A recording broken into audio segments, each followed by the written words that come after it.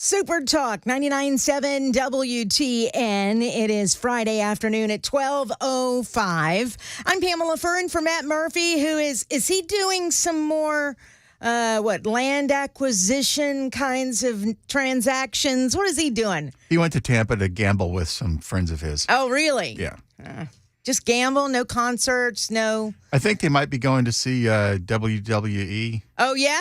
Yeah, because that seems right up his alley. He did, what was the event he did last night that you sang? Oh, yeah. So he was at the Davidson County GOP Reagan Day dinner with Kane. Yeah, Glenn Jacobs, yes. Mayor of Knox County, was the guest there. And the guest speaker. He was going to check and see if he was going down to Tampa to hang. Sometimes they bring the older wrestlers back as an event, kind of a. Was he going? I don't know. I never found out. So he was going to check with him and see if he was going to go. I should have asked. And then, maybe sent a camera down there to catch it all on tape. Well, anyway, glad that you're with us. My name is Pamela Furr. Hopefully you remember me. I am a grassroots engagement director for Americans for Prosperity Tennessee, and we have a lot to talk about today. At 12:35, Congressman Andy Ogles will join us. He was also at that GOP event last night for Davidson County. We're going to talk about the southern border. More specifically, we're going to talk about Texas holding the line with their barbed wire or razor wire that they're putting up, specifically, I believe, at Eagle Pass, and perhaps even some other places down there. We're going to talk about the Supreme Court. We're going to talk about other states supporting Texas with not only making statements, but sending National Guard troops, more National Guard troops down there to the border. So that is at 12:35. School choice is still on the agenda for the state of Tennessee, universal school choice.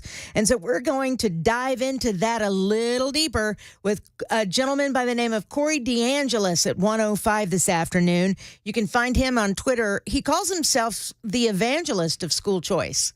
So, I mean, if you're going to call yourself the evangelist, you got to know something about what you're talking about. Wouldn't you think there, Bill? Well, if you've ever looked at his Twitter feed, it's all about proselytizing for school choice. And absolutely. That is his focus in life. That is his focus. You follow him. You said you guys follow each other, actually, on Twitter. I thought he followed me. I looked after I told you that. And he doesn't. Now, you know what? Can I say this? What? All right, this is a sidebar, because apparently it's a sidebar kind of day.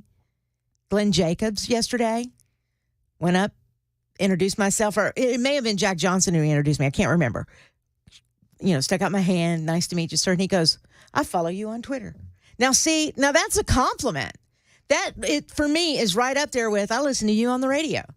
Thanks, but he's in Knoxville. Yeah. He's in Knoxville, so he doesn't really listen to me on the radio. But to say I follow you on Twitter, of course, you know what? You can say that to everybody and stand a chance of being right that the person is on Twitter and your communications people probably follow you. Does that make sense? Well, for him to know that personally, though. Well, that's true. No, that's a good point. But what I'm saying is he could just throw it out there. If his communication people were doing it for him, he probably wouldn't. He wouldn't have a clue. Yeah. All right. Very genuine. I had not heard him speak before. He's an incredible personality, and he's one of us. Oh, yeah. He is a conservative. Libertarian. You didn't let me finish. You interrupted. He's a conservative libertarian who says, don't tread on me. I'm looking at that flag right as we speak, in fact. Don't tread on me. Now, he was fantastic last night. But anyway, Corey DeAngelis at 1:05. It is Friday, so we will speak with attorney extraordinaire Jay St. Clair at 1:35 this afternoon about the Supreme Court ruling or decision, if you will, about the barbed wire, sort of, and about federal agents, whether or not they can get rid of the barbed wire or not, and what all of that really actually means. So that's coming up. And then at 2:35 today, we're going to speak with my friend, musician Reggie Ham. You may remember Reggie from the times that he appeared on the Phil Valentine show over the years. American Idol, one of his songs, I think they did like a songwriting contest for a couple of years, and he won that songwriting. But but many people have recorded many of his tunes, and he's going to do his own show coming up in February. So we're going to talk to him at 2:35. And again, if you remember Phil Valentine, or if you watched Phil's celebration of life service online or attended it, you know who Reggie Ham is. So that is at 2:35 this afternoon. All right. So do you want me to get into serious stuff right now, or do you want to get into just something that's kind of funny, kind of not so funny? What do you want? Belle, you choose. You want to hear about what happened to me today? You want? Sure, but right. while you're doing that, I have to actually get my phone because I have to get into my email.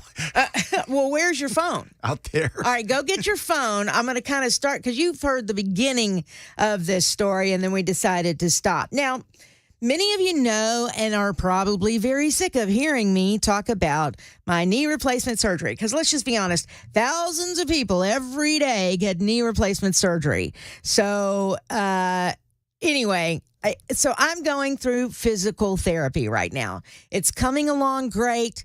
The healing process for me is kind of slow because let's just face it, I haven't been in the best of shape in the last couple of years. Anyway, that's another story for another day.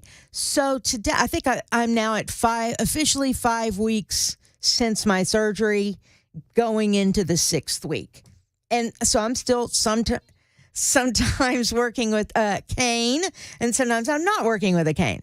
It just depends on how my knee is feeling, regardless.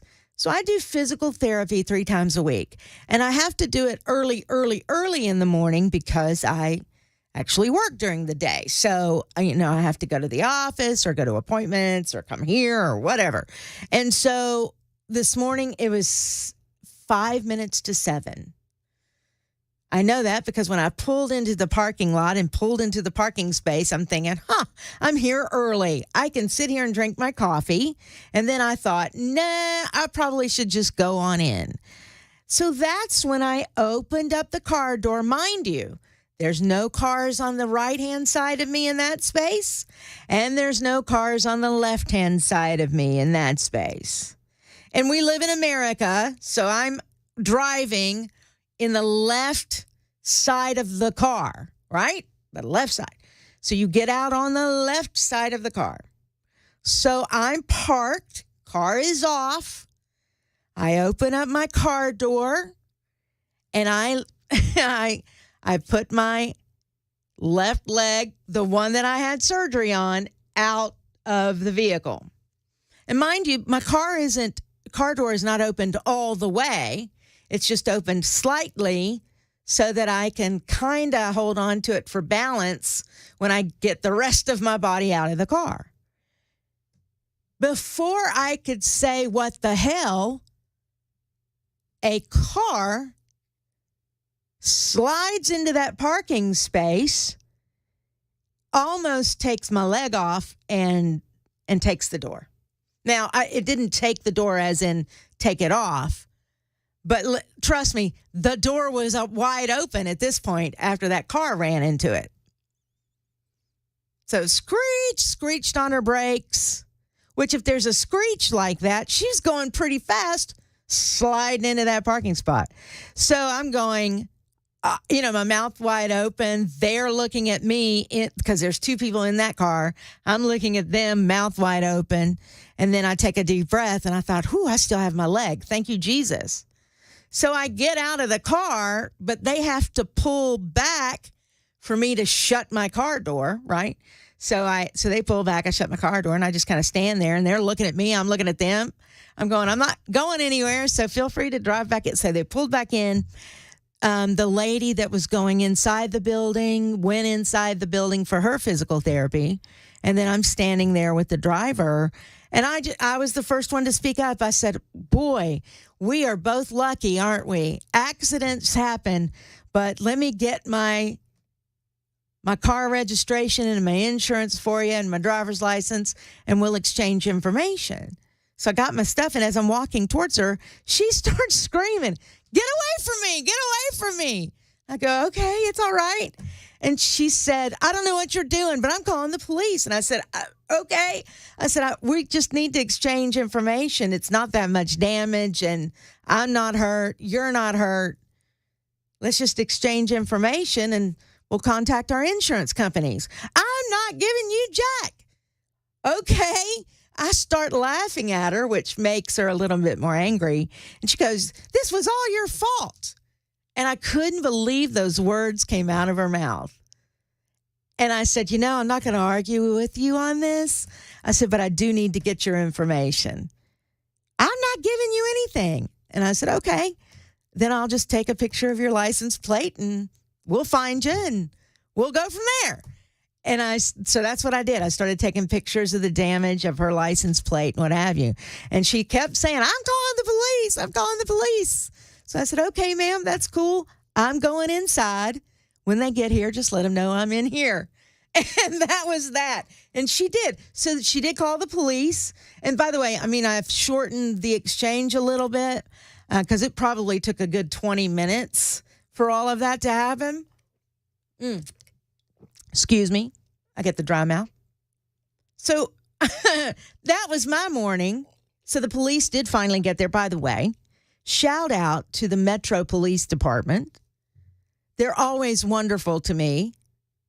I guess it's because I'm not a criminal, but they're always wonderful to me and nice to me. And the lady police officer that came in, she got the other lady's info and what have you, and she came in and she said, are you the one who was involved in this incident? And I said, yes, ma'am, I am. Now, mind you, I'm on this bike, trying to do my PT. She goes, are you the one? And I said, yes, trying ma'am. to get away. Yeah. But it won't go anywhere because it's a stationary bike. I've been trying to get out of here. Anyway, she was so nice and just, this is a civil matter, but if you need me to stay. And I said, I know. I said, she just wouldn't give me her info. She goes, well, I have her info now and you guys need to exchange. And she wants me present while you exchange information. So I couldn't help but laugh and go, okay, it's perfectly fine. Then another police officer pulls into there. Everything okay? Everything's great. And they go, this is really not, a criminal matter. This is civil, but if you need any help, let us know. What I don't... Well, did the cop not know about the vehicle code 55-4-111? I don't even know about the... You don't? No, what is it? Any persons in the state of Tennessee involved in an auto accident shall be determined to be guilty if they are found to be a ginger. Okay, funny. Thanks. Not guilty, sir. Not guilty. You're funny. But I think if my car was in park, keys were in my pocket, how can I be at fault for this accident? I wish she would have yelled, that's a moving violation on your part. Really? Really? And the other good news is, I don't know if they saw the accident. They certainly saw the aftermath, or they certainly heard the crunching, a little bit of crunching from, your car. So now I'm going to have to find somebody to fix the little bend in my car door. Fun, huh? It is 12:18. I thought I'd share that with you. I'm sure other people have gone through similar situations where, the other party just doesn't want to give their information. I'm not going to stalk you, honey. I'm just going to give it to my insurance company. I am no danger to anybody. I can't walk. I can't run, so, what do you think I'm going to do? Anyway, 12:18, I'm Pamela Furr. Thank you for listening and letting me just kind of vent that. I haven't been able to tell many people this story yet today, so I am able to vent with you. Thank you. You guys are really good friends to me. Thank you. But it is 12:18. I do want to say thank you to everybody that did attend the Davidson County GOP Reagan Day dinner. There are people who believe that Davidson County can never do anything from a Republican or conservative standpoint. And I say, get out of that mind space. Get out of that mindset, because it may not happen tomorrow. It may not happen a week from now or 6 weeks or 6 months from now. But you get enough people in Davidson County who are active, enough conservatives, enough libertarians, enough Republicans who are active, you really can do some damage. There was a time where Tennessee was a swing state, and there was a time where Tennessee was a Democrat state. So yes, things change. Things can change. So don't say never. And so if you get the opportunity to get involved with the party, I don't work for the party. I'm just a citizen of Davidson County. I pay taxes in Davidson County. And I ask any of my friends who are not believers, I am a believer that things can change for Davidson County, but you have to work at it. And that's what I do. It is 12:20 now. I'm Pamela Furr in for Matt Murphy on Super Talk 99.7 WTN.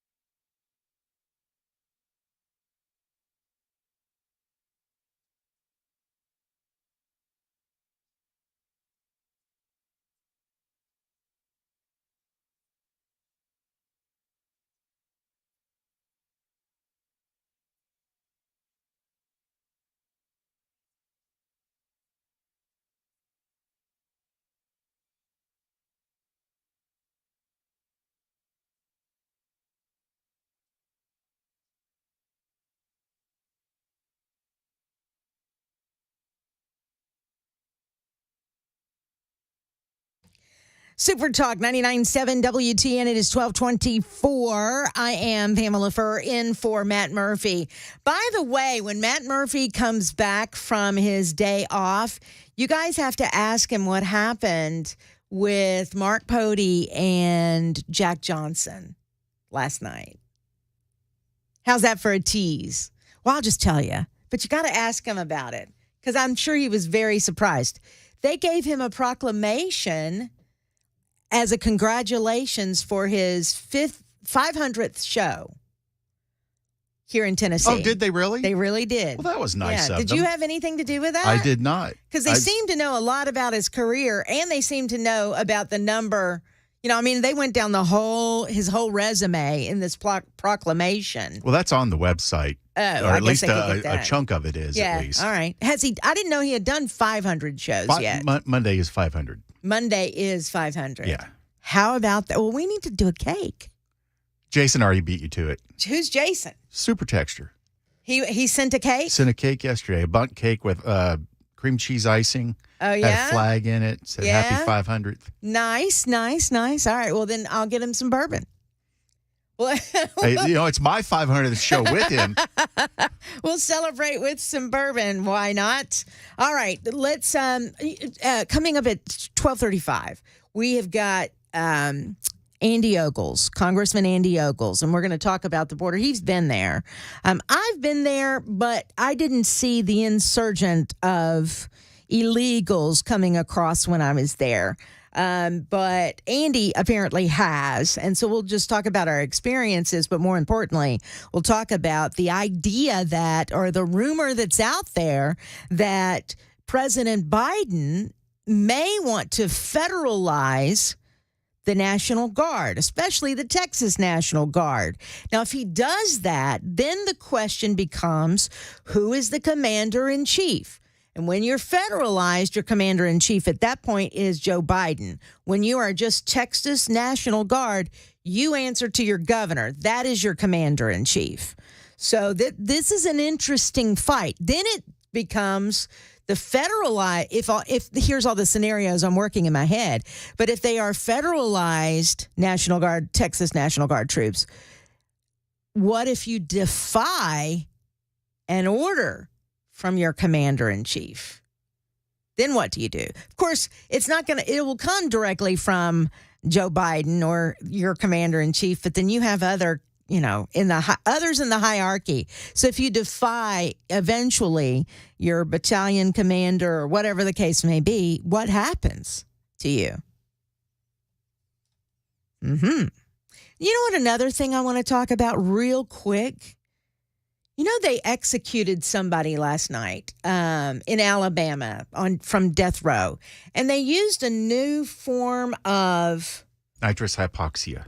Yeah, and I've been reading a little bit about this, and they're saying it's a more humane way to put somebody to death.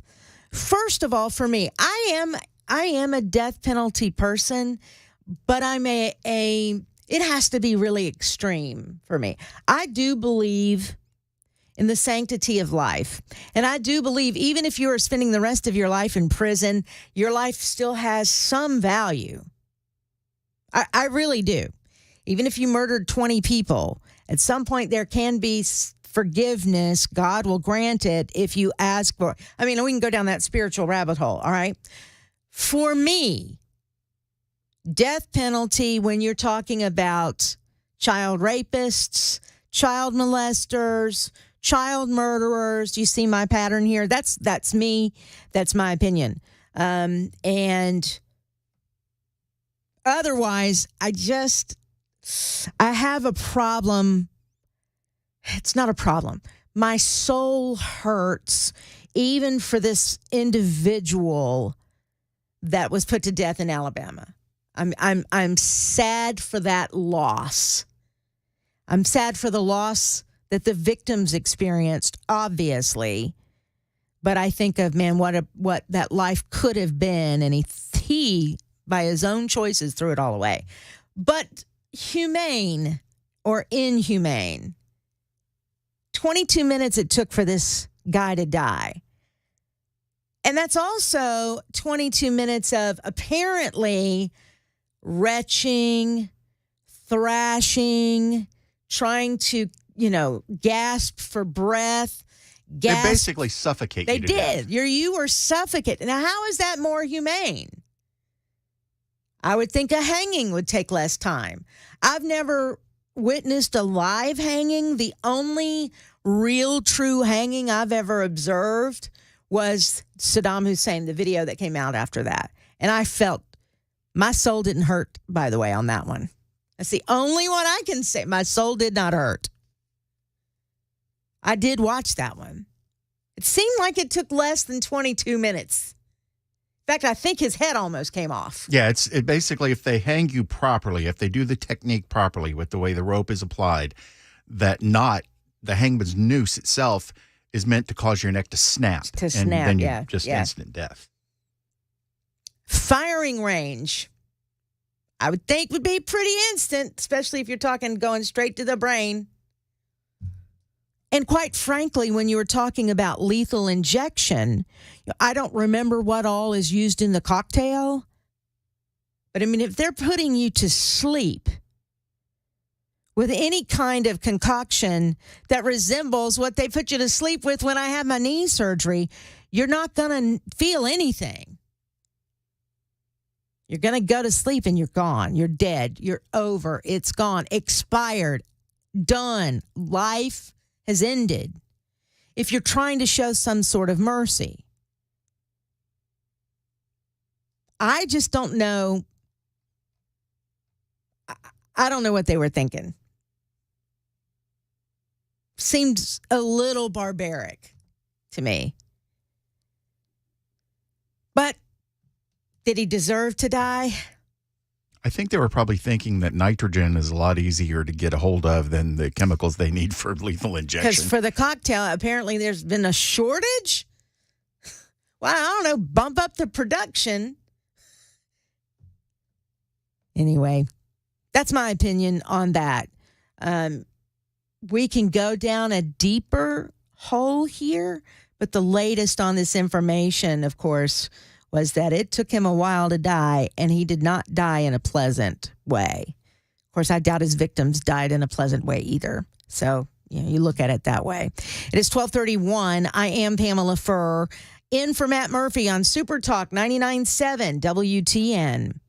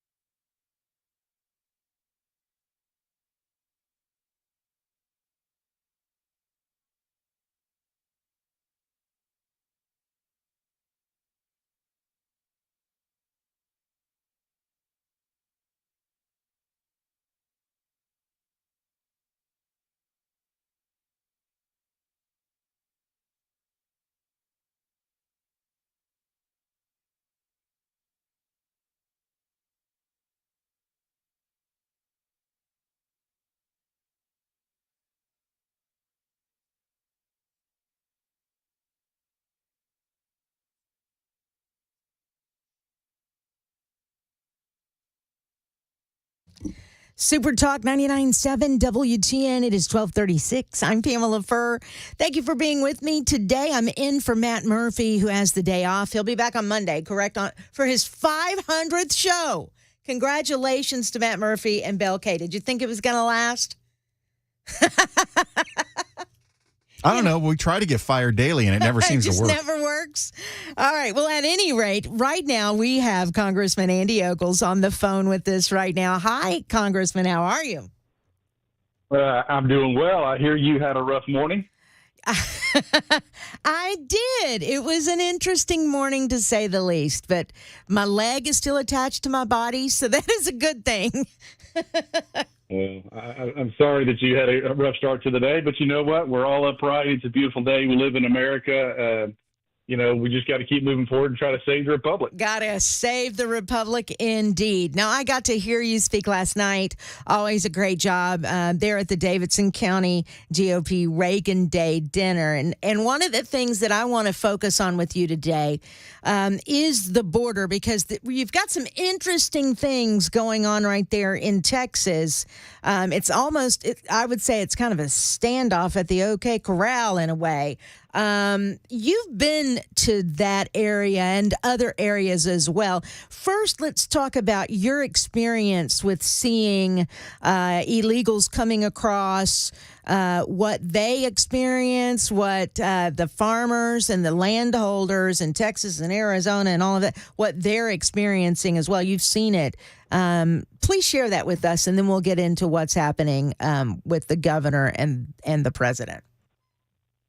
Yeah, I mean, so, thanks for having me on. And when you think about the southern border, it's wide open. So whether you're talking about Texas, New Mexico, or Arizona, and depending on where you're talking about, you get a different cohort or groups of people coming through. So there's been a lot of footage of Eagle Pass there in Texas.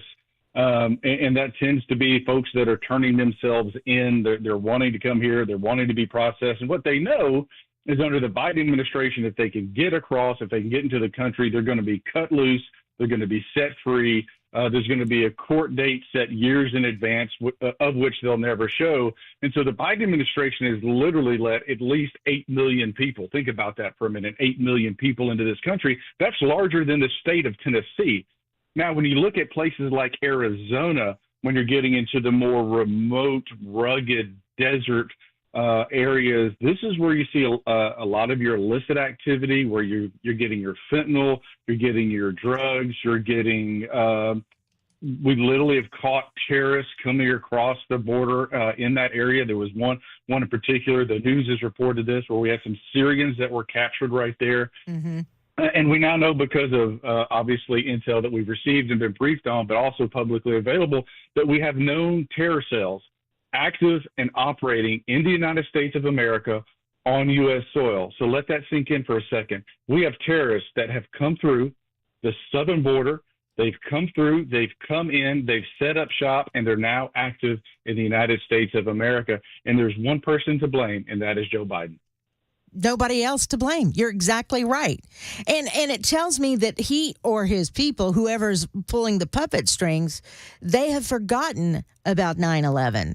They have forgotten about other attacks that have happened on U.S. soil. And that I've used this term several times this morning. That hurts my soul to think that it would be allowed to continue to happen, where terrorists are getting through at the southern border. Some are getting through at the northern border, too. That they're allowing this to happen. It just boggles my mind. Well, and so what you're seeing with the Biden administration, so the laws haven't changed, just the administration changed. Mm-hmm. So before Biden, you had Trump. We didn't have this problem under Trump. Before Trump, you had Obama. You didn't have this problem under Barack Hussein Obama. Yeah. He recognized the fact that there was a threat. There's audio, there's a recording of him saying that we need a secure border. And so you fast forward to Biden, and what's happened is, and what you're seeing is, they're allowing all of these people to come in. They're literally shipping them all over the country. They're giving them services. They're coddling them in hopes that they can get them to vote Democrat. So this isn't about being humane This isn't being about compassionate. This is about power and control and what they're trying to do, because the country's becoming more conservative. There's this shift to the right, if you will. And the only way they see at this point to change that is to let people come here, get them hooked on social welfare, and turn them into a voter. And again, that's scary when you consider we have terrorists working here. Right. We've caught in the last year 250 terrorists, that are people that are on the terror watch list. We've apprehended them at the border. We've caught people with bombs at the border. And so this is who Joe Biden has let in. He does not love his country. What he loves and craves is power. So, and to me, it gets obvious to the simplest degree when he tells Greg Abbott not to put up razor wire or barbed wire there at his border. He orders him not to do so, and even goes to the Supreme Court to say, this is what we're pleading for. And the Supreme Court agreed that the feds can tear down the barbed wire that they're putting up, or the razor wire that the National Guard there in Texas is putting up. That to me is obvious that you don't want to close the border. When that's just a simple fix right there, that is obvious to me. I keep saying it blows my mind. I can't find a more passionate way to say it. It blows my mind. And again, now it's obvious that he wants the open border. All right, so tell me what you know between this fight or this standoff between the governor of Texas and the president of the United States. So what's interesting when you look at the Supreme Court ruling, keep in mind I'm no attorney, but I talk to attorneys, right? Right. Is that the Supreme Court ruled that the federal government has the authority to take down the razor wire. They did not, however, tell Texas to stop putting up razor wire. And so now you have this governor facing off against a president, and really kind of a test of will, a battle of wills. You've had now roughly 25 or so governors come to the aid of Texas to say, Governor Abbott has a right to protect his citizens. And so back to your kind of that original question, I've been to the southern border. I've seen where people have been apprehended. 60% of the women and children that come across the border are sexually assaulted. And when I say children, I mean 2 and 3, 4-year-old girls and boys. Like these people are animals, and they will just use you because all you are is a commodity to them. I've gone by the home where a 90-year-old rancher, he was out on the farm, and they tied up his wife, and they robbed his house. I literally walked into Mexico unfettered. The Border Patrol was nowhere. In fact, I was in an area that the Border Patrol has given up. They literally won't patrol there because it's so dangerous. And this is our border. This is on our side. This is our country, and our government has yielded it to the Mexican cartel. That's unacceptable. That is that right there, in my mind, at least in my mind, is an impeachable offense, that you're not securing our nation, that those people in Texas and Arizona, New Mexico, they go to bed, they wake up every second of every day. Their life is at risk because of this feckless president. And I'm going to warn you, and I said this a few months ago, Michelle Obama is talking about how she's horrified at the momentum that Trump is gaining. She's horrified that Biden's numbers are sinking. And you may see in August at the Democratic convention a switcheroo where Biden opts out and Michelle Obama at the last second is swept in and coronated as the Democratic nominee. She'll do it as if I have to do it. I have to save the world. That will be the attitude. Yeah. Right. I didn't agree with Obama on anything, right? We probably disagree on the flavor of ice cream, but what you can give him credit for is every word was intentional. Yeah. They used words. They were power. They were weapons, and they were thoughtful in what they said. So the fact that you have Michelle Obama talking about how she is horrified that what this eventual outcome may become, that Trump is inevitably going to be president. By the way, to your listeners, Trump is going to be the nominee. The last 2 polls that I saw, one was Reuters, the other one, I forget the name of it, but he's up nationally between 40 and 60% over Haley. You look at the latest South Carolina polls, he's beating her in her home state. So he's going to be our nominee. It's time to rally around him. Now what you want to do is focus on this issue of immigration. And when you go back to the New Hampshire primaries, So when you look at the other early primaries, you have Iowa, New Hampshire, South Carolina, Florida. Of those four, the least conservative is New Hampshire. And yet the number one issue that New Hampshire voters were worried about was the border security and immigration. And so this is a winning issue for Republicans because it's impacting every city in America, whether it's a small town or it's Chicago or New York, where those mayors have come out and said, please stop. Yeah. Well, there used to be an event in D.C. I don't think they're doing it anymore. Hold Your Feet to the Fire that I would go to year after year after year. Phil Valentine I think he actually helped start that trend. But I spoke to myself the last time that I attended sheriffs from all across the country. And I'm talking about landlocked sheriffs from different parts of the country who weren't near a border. They weren't near an ocean. They were in the middle of the country saying, we're a border state. We need help with this because it's ruining our communities. It's ruining our schools. It's ruining our streets. And we have kids dying from the drugs that are getting across the border that illegals are selling on the streets of their communities. They were very passionate about it and very angry about it. And that was just 2 years ago. Yeah, and to bring this home, and when I mean home, I mean Tennessee. So we talk about these issues in other states and other parts of the world, and we're all busy. We have mortgages and children and busy schedules. And so, how does this really impact Tennessee? Why should the average Tennessean who's struggling to make ends meet, why should they care about this issue? So my team did some digging. We did the research, and I actually testified before the Homeland Security Committee that Tennessee, on an annual basis, so every year, we're spending between $850 million and $1 billion on illegal immigration. Almost $1 billion. When you have 22 veterans committing suicide a day, if you're in an impoverished or rural or an urban part of Tennessee and your kid has crappy school books, when you look at you're trying to get in touch with somebody at the DMV or some of these other things, state services, keep in mind, there's $1 billion being spent to house, to feed, to give services to people who came here irrespective of our laws. They're here illegally. They're criminals.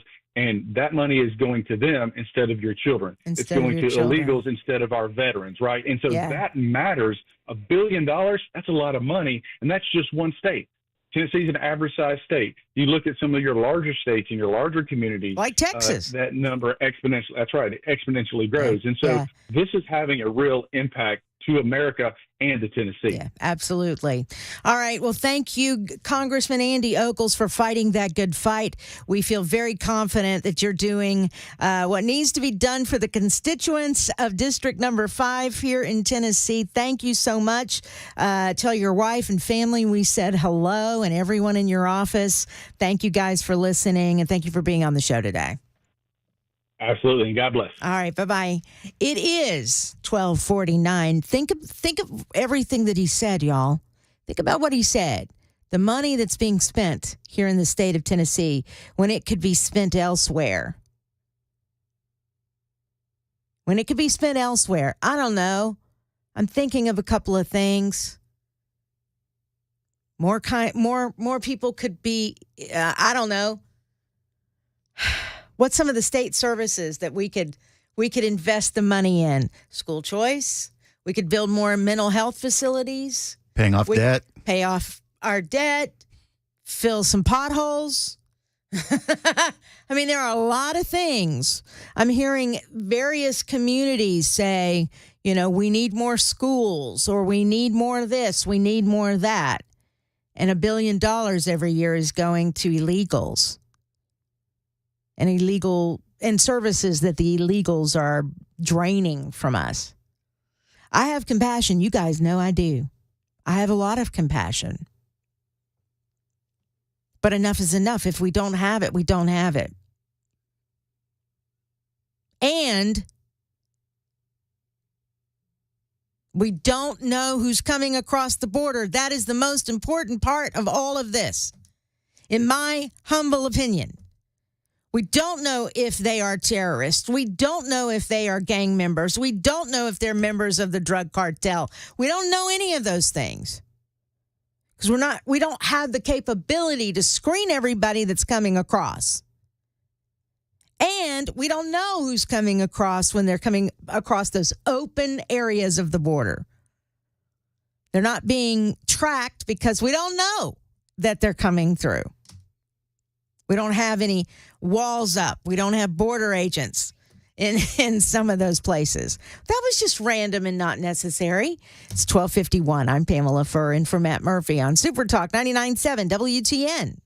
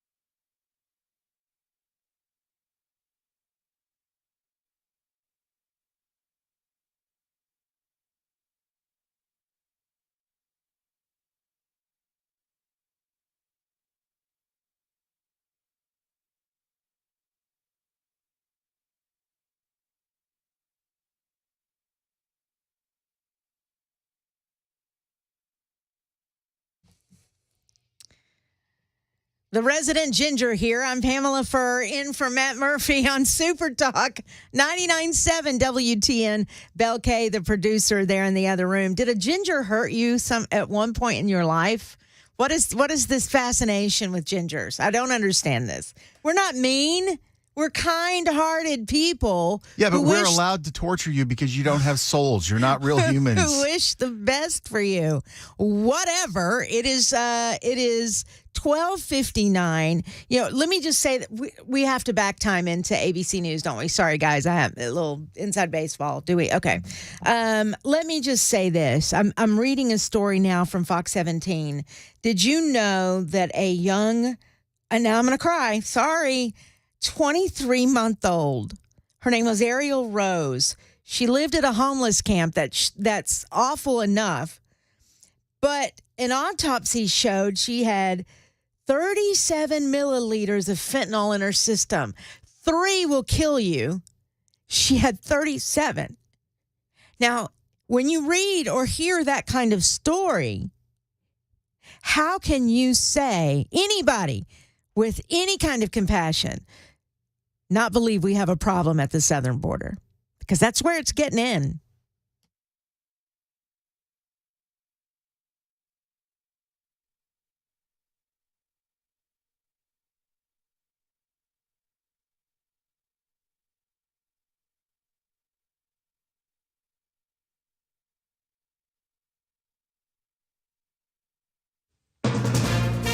From ABC News, I'm Dave Packer. The latest tool for the executioner is nitrogen hypoxia. Witnesses say Alabama death row inmate Kenneth Eugene Smith lurched back and forth several minutes in apparent pain as the oxygen in his face mask was replaced by nitrogen Thursday evening by the state. Alabama Attorney General Steve Marshall calling it a success and offering help to other states to do the same. I think it provides an opportunity for states to choose this method. Whether they'll do so, that's going to be up to them. We obviously know Mississippi and Oklahoma have chosen. In Geneva, UN human rights spokesperson Ravina Shamdasani says the method could amount to torture. Rather than looking for novel, untested methods to execute people, let's just bring an end to the death penalty. This is an anachronism that doesn't belong in the 21st century. Israel's on notice and the world is watching. The World Court has ordered Israel to do all it can to prevent death and destruction in Gaza, but it stopped short of ordering a ceasefire.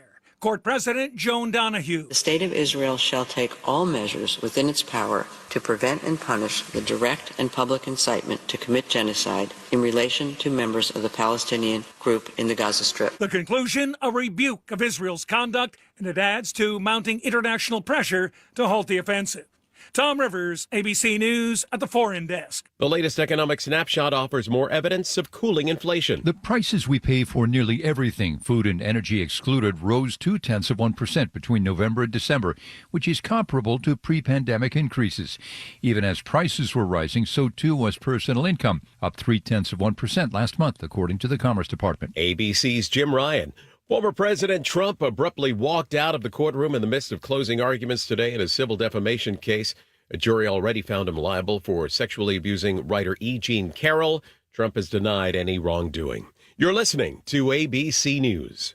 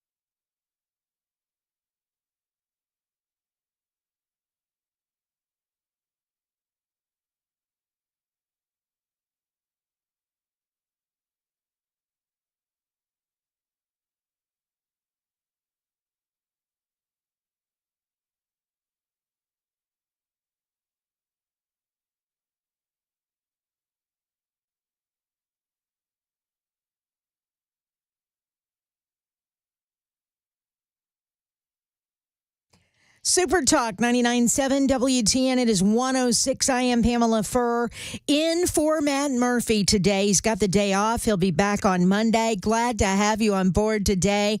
As you may know, I am a grassroots engagement director for Middle Tennessee for Americans for Prosperity Tennessee, and I am happy to be with you today. One of the issues that AFP is certainly behind in the state of Tennessee is universal school choice. And in fact, we have a rally coming up on Tuesday, February the 6th, that we would like to invite you to. There's no cost. In fact, we're going to buy you lunch, and it is at the state capitol. It is actually inside the legislative library, and I have a link on my social media, on my Facebook page, actually. If you want to find it there, you can register, or now I'm going to give you my phone number. Now, this is radio people don't do this. You do it all the time. But I do. That's my personal one. This is my work phone. Yeah, my personal one I give by accident. I don't mean to do that. But this is my work phone, all right? 615-308-7013. 615-308-7013. If you want to join us at the Capitol to tell your lawmakers that you are in favor of school choice and the reasons why you are in favor of it. In addition to feeding you, in addition to giving you lunch, in addition to giving you the opportunity to speak with your lawmakers about this important issue, we're also going to have a bit of a rally. We're going to have special speakers. One of them, Robbie Starbuck will be one of our special speakers. I mean, he has his own children here in Middle Tennessee. And then we have Corey DeAngelis, who is the school choice evangelist. Let's talk to Corey, actually, who's on the phone with me right now. Hey, Corey, how are you? Hey, Pamela. Doing well. Thanks for having me. Absolutely. What makes you the evangelist of school choice? I love that.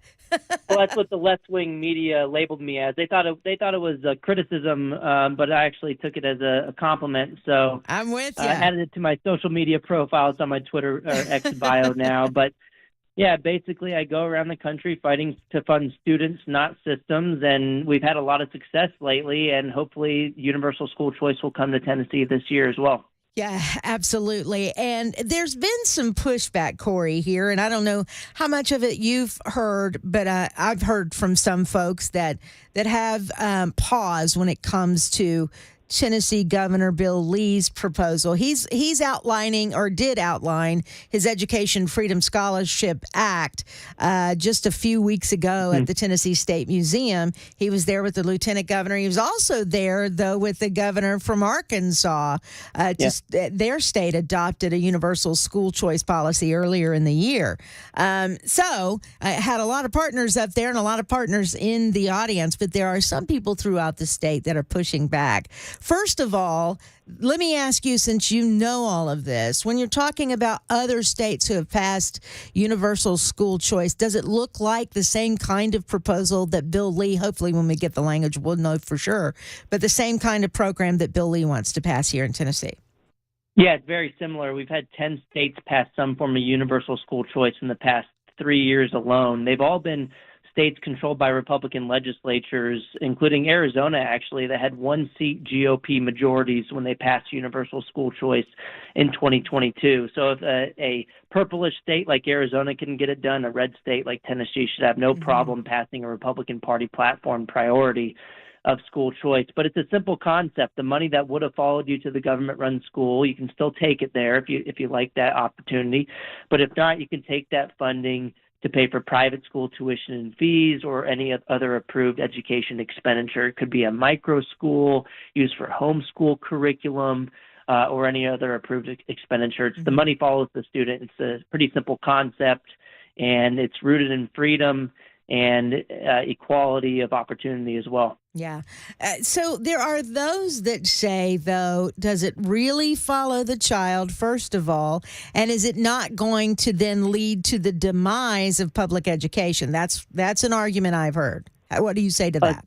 Yeah, it's the weakest argument I've ever heard, especially if you look at the literature on school choice. The clearest body of evidence finds that, if anything, private school choice competition leads to better outcomes in public schools, not worse. 26 of 29 studies that exist on this topic find positive effects of private school choice on the outcomes in the public schools. So school choice is a rising tide that lifts all boats. It's a win-win solution. And at the end of the day, if your public schools are doing a good job, you should have nothing to worry about, because families won't vote with their feet and take their funding meant for educating their child elsewhere. And then lastly, mathematically, the public schools actually financially benefit on a per-student basis in response to school choice, because in Tennessee, the public schools spend about $13,000 per student per year. The scholarships would be an amount far less than that. So if you're only losing a portion of the funding, and then you get to keep thousands of dollars for students you're no longer educating, that's a good deal for the public schools. I'd argue, if you stop shopping at Walmart for whatever reason, you wanted to go to Trader Joe's or elsewhere, and Walmart got to keep any of your funding at all, that'd be a good deal for them. This is a good deal for the public schools. Again, it's a win-win solution. Sure. And I know with Governor Lee, he's talking about the first year, 20,000 slots being funded the first year of this for education savings accounts. So I'm not sure what we have more than 1 million students in public school here in the state of Tennessee, how 20,000 is going to collapse the public education system here. Doesn't make any sense. Exactly. Yeah. So it's other states have done this too, where they start with smaller amounts of students that are eligible, then they increase it over time. But in states like Arizona, they have no cap at all on the number of students that can participate in the program. I think that's where we want to get. But look, in Tennessee, you got to look at the proposal right in front of you, and if it's only capped at about 20,000 students, then that should further squash the concerns about this having a disastrous effects on the public schools, when the evidence all across the country finds the opposite. The public schools actually up their game in response to competition. Agreed. So, I know we have not seen the language yet of the bill that the governor wants here in the state of Tennessee, but there are questions as to whether private schools who may be participating in the program, which I think, these are questions that have been sent to me. It's not the schools that are getting the money, it's the children that are getting the money. But regardless, private schools that are participating in the program, would they be held to the same accountability standards that the state imposes on like public schools and that sort of thing? A lot of people who have pause are saying they have pause because they don't want the government to be involved in their kids' homeschooling or their kids' private education. Well, they already have a much higher level of accountability, which is that directly to the parents. Parents can vote with their feet away from these institutions if they're not doing a good job. So when you have bottom-up accountability to parents, you don't need as much top-down government red tape. And look, I haven't seen the proposal either, but in other states, we haven't added additional regulations to the private education sphere. And at the end of the day, the decision is on the part of the parents and the private schools whether they want to accept the funding or not. So that no school choice program has ever forced families or schools to accept the funding. They can make that cost-benefit decision themselves. But in our model legislation, at least, and in other states, we have explicit anti-regulation language built into the bill where the government can't control the private education entities, and they can't change or require CRT, for example, to be taught in the private schools. So this is an unfounded fear. Sure. People should be looking out for these things, but it hasn't actually come to fruition in other states. Isn't this true as well, Corey, that if, let's just say down the road in Tennessee, somehow or another, they decided they would put some sort of cap on private education or homeschooling or what have you, the parent can then opt out. They're not forced to participate in these programs. Right. You can opt out. It's all voluntary. But at the same time, the government can already regulate private and home education today. And they have historically in Oregon. They outlawed private education altogether. Oh, wow. In 1922. Thankfully, the Supreme Court in 1925 overruled that bigoted law when the court famously ruled that, quote, the child is not the mere creature of the state, that wasn't because of a school choice program. And look at states today like New York, Rhode Island, and Massachusetts. They have the worst homeschooling laws on the books when it comes to overregulation, and they have zero private school choice programs at all. Look at freer states when it comes to school choice and homeschooling. Look at places like Iowa, Oklahoma, and Indiana. They have the best homeschooling laws when it comes to protecting parental rights in education, and they also have universal school choice. At the same time, last year, Ohio went universal on school choice while also reducing homeschool regulations. So this is a separate issue, and I would argue that giving families more opportunities now could reduce the likelihood of regulation by building a bigger tent, a broader coalition to push back against authoritarians who want to regulate home and private education in the future. School choice is your friend. It's not a perfect solution. As Thomas Sowell, the famous economist, used to remind us, there are no solutions. There are only trade-offs. Mm-hmm. And school choice isn't a perfect solution, but it's the best opportunity that we have today. And it's better than the status quo where you have no options at all. Right. You know, I've heard stories since we've been talking about school choice this year. I've heard stories from families in Tennessee that are already participating. I'm sure you know this. In Shelby County, they're participating in a school choice program. In Nashville, they are, and I believe in the Chattanooga area, they are as well. And I've heard stories coming out of there of families who say, you know, my child was not doing well in this particular public school. And when I had the opportunity to use funding from a school choice program, I was able to take him out of that situation. Not that his teachers necessarily were bad or the school was necessarily bad, but the child was not doing well. And that parent was able to take that child out and put him in a private school situation. And now that child is thriving. And this family, they were not wealthy families. So the scholarships helped. It helped them to make that choice. And so I love those kinds. And I'm sure you've heard a gazillion stories as well. Do you have one you could share with us? Right. Well, parents are the primary decision makers for their own kids, and they have the on-the-ground knowledge and information about what their kids need when it comes to their education, and they have the best incentive to get those decisions right for their own kids. Kids don't belong to the government. Parents should be the ones in the driver's seat when it comes to their kids' education. And you know, if you hear from the other side, they'll say, "Oh, well, the students, when they get a choice, it actually isn't working out for them." But that's a totally ridiculous argument when you understand that families have this information more than bureaucrats sitting in offices hundreds of miles away.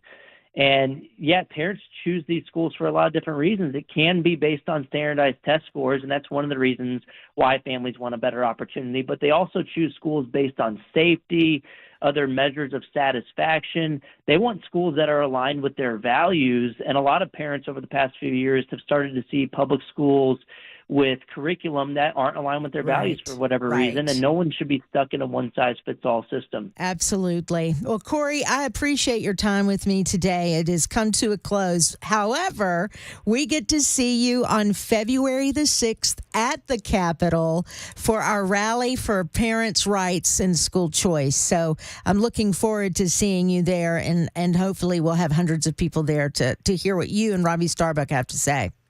Absolutely. Looking forward to it. Thank you. All right. Thank you, Corey. Have a good day. And again, if you want to be a part of this, look, here's the opportunity. We don't have the language yet. February 6th is coming up really, really quickly, right? We don't have the language of the bill yet. We don't have the devil in the details kinds of situation here. So now you have the opportunity, if you want to take it, to let your lawmaker know either that you want them to vote for it, or you can ask them the questions if you have pause, so that they then can go to whoever is carrying the bill and say, this is how we need to write this. We want to safeguard against this. We want to safeguard against that. Now is your opportunity to be heard, and you can do that with us, with Americans for Prosperity Tennessee. Call my cell phone number. I swear to you, I'm giving it to you. It's 615-308-7013. 308 7013. You can find me on socials. I've got the information up on my Facebook page. It's right there at the top. It is pinned there. It's the Rally for School Choice and Parents' Rights. I think I flipped it a moment ago. And I need to tell you this too. Not only are we having a rally, not only is Robbie Starbuck speaking and Corey DeAngelis, the school choice evangelist, not only are they speaking and not only are we feeding you that day on February the 6th, but we're also giving away 4 $350 book scholarships, 4 of them. I know parents all over Tennessee could use that extra money to buy books or whatever you need as far as supplies go. It will be a scholarship raffled off to lucky homeschool private school families to help pay for 2024 school expenses. You have to be there, though. You have to join us for the rally. Must be present to win. Terms apply. All you have to do is RSVP, register. Again, it's on my Facebook page or call 615-308-7013. 121, I'm Pamela Furr, in for Matt Murphy on Super Talk 99.7 WTN.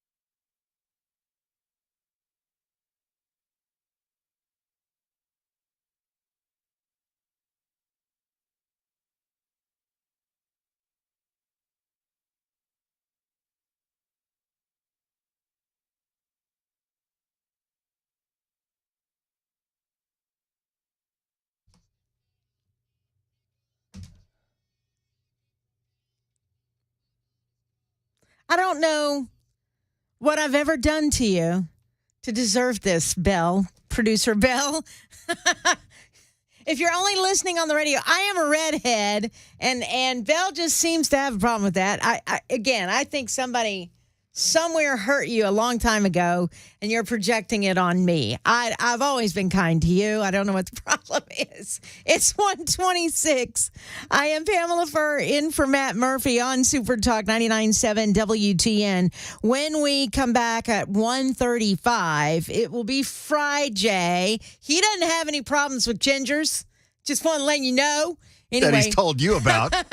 Anyway, at 1:35, we're going to talk about the Supreme Court decision that allows federal agents to take down the barbed wire or the razor fences that Texas has been putting up there at the southern border.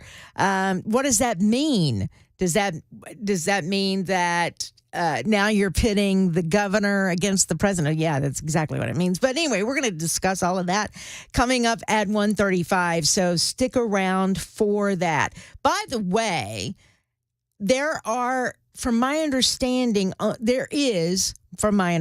only one governor who did not sign on to a statement to support Greg Abbott in what he's doing in Texas. Only one Republican governor. Did I say Republican part's important? Only one Republican governor, and that's the Vermont governor, Phil Scott. He did not sign on to the statement to support Abbott. A lot of people at first thought, well, it would just be the southern states. So we're pitting the South against the North all over again. And I don't know that is the case. You've got New Hampshire. They signed on to the statement supporting Governor Greg Abbott in Texas. You've got Alaska. I don't think Alaska's in the South. Last time I checked. You've got Idaho, Indiana, Iowa. What's some other? Montana, Nebraska. Those aren't southern states. Nevada, New Hampshire. I told you that. Ohio, South Dakota, Wyoming, Utah, those aren't southern states. So this is not pitting the North against the South again. But I have to wonder if we're talking about the possibility of some sort of, I'm going to say it, civil war. I think it could be a powder keg down there. One little thing, one false move, if you will. I think I heard Chris Hand say this earlier on his show as I was driving in, when he mentioned that the Democrats or the president and his minions, they're actually looking for something that they can take viral. They're looking for their George Floyd moment. They're looking for some migrant to be treated very badly or something bad happen, and they're wanting that to go viral. And then perhaps, he said, a Jorge Floyd situation. I don't disagree with that at all. I think one slight look, if you've got the Texas National Guard versus federal agents, and federal agents are deployed to remove the barbed wire, and the Texas National Guard is standing there saying, no, you're not going to touch it. This is Texas property. One slight little move, and we've got ourselves a situation. I certainly don't want to see that happen. But you've got a lot of frustrated people at the border of Texas. And I would venture to say you've got a lot of federal agents who don't want any part of this. Don't send me. It's 1:30. We'll be back in a moment to talk about the legal side of that with Jay St. Clair coming up at 1:35 on Super Talk 99.7 WTN.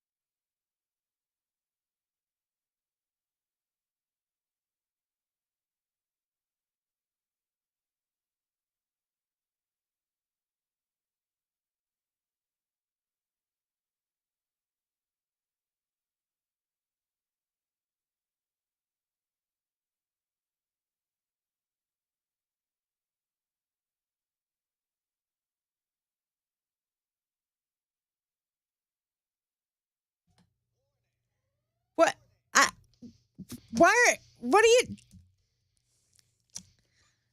Ginger alert. I'm Pamela Furr in for Matt Murphy on Super Talk 99.7 WTN 135. Thank you for being with us today.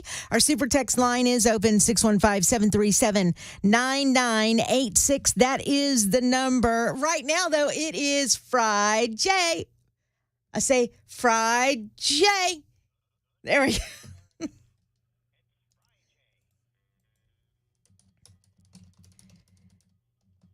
Oh, is this where I come in? The ginger doesn't know. All right.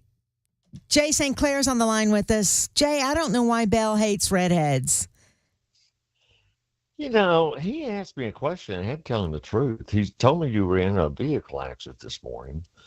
Are you familiar with Tennessee Code annotated 32-12-3?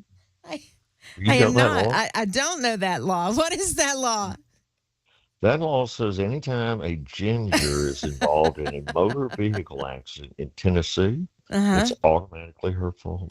She's automatically guilty, huh? Yep. You guys, I don't know. Had red hair.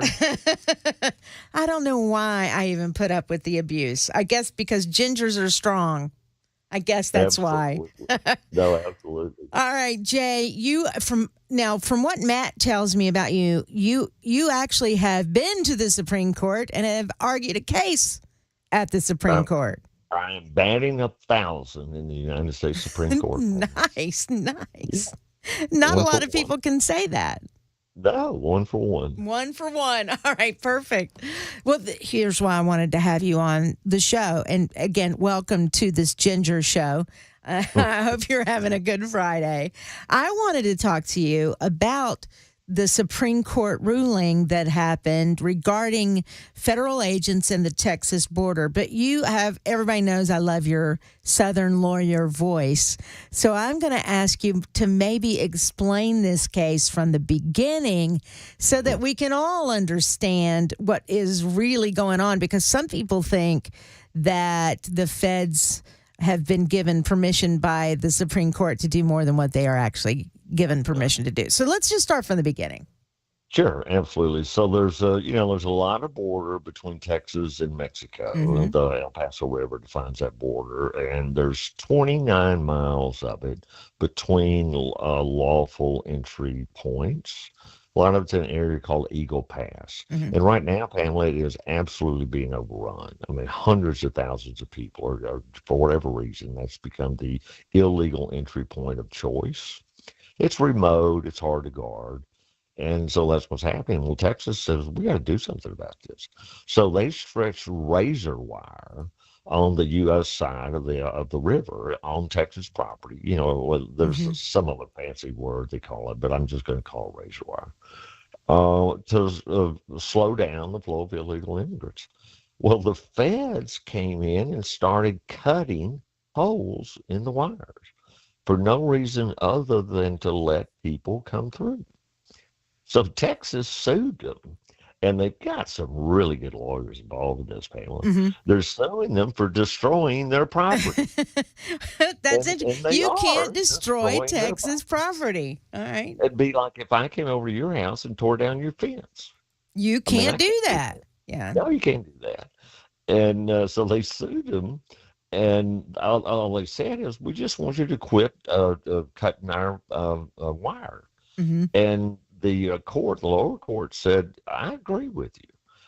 The federal government, you are hereby enjoined, that's a fancy way of saying, ordered to not cut that wire unless there is a medical emergency, where you have to get through it and save somebody's life.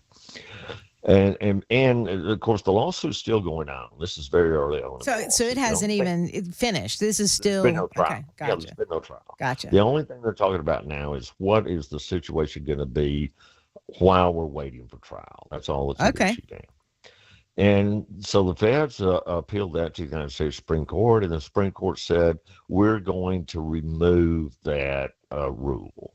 So the Supreme Court said the feds can go in and cut the wire for whatever reason they want to.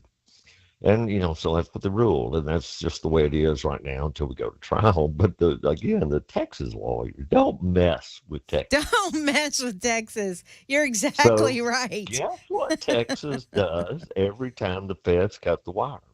They put it right back up. They put it right back up. And the Supreme Court did not say to Texas, quit putting up wire. Right. They didn't say that. They just said that if you put it up, the feds can come in and cut it. So it reminds me of kind of like, you're too young to remember this. There used to be a great magazine called Mad Magazine. Yes. And a couple of the characters were spy versus spy. Uh-huh. It was these two spies that were always fighting with each other. One of them put a bomb under the other one. He'd put one back. So that's kind of what we got going on with the southern border right now. Just this back and forth. Texas is putting down razor wire. The feds are coming along behind them and cutting it. And Texas is going back putting it up.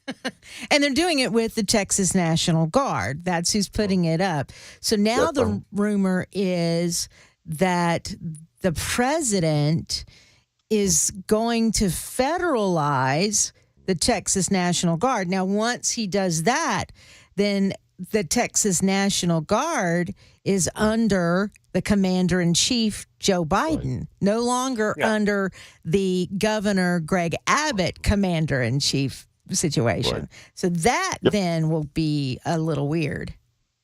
It will be weird. And the National Guard is an unusual organization. It is both state and federal. Right. You're right.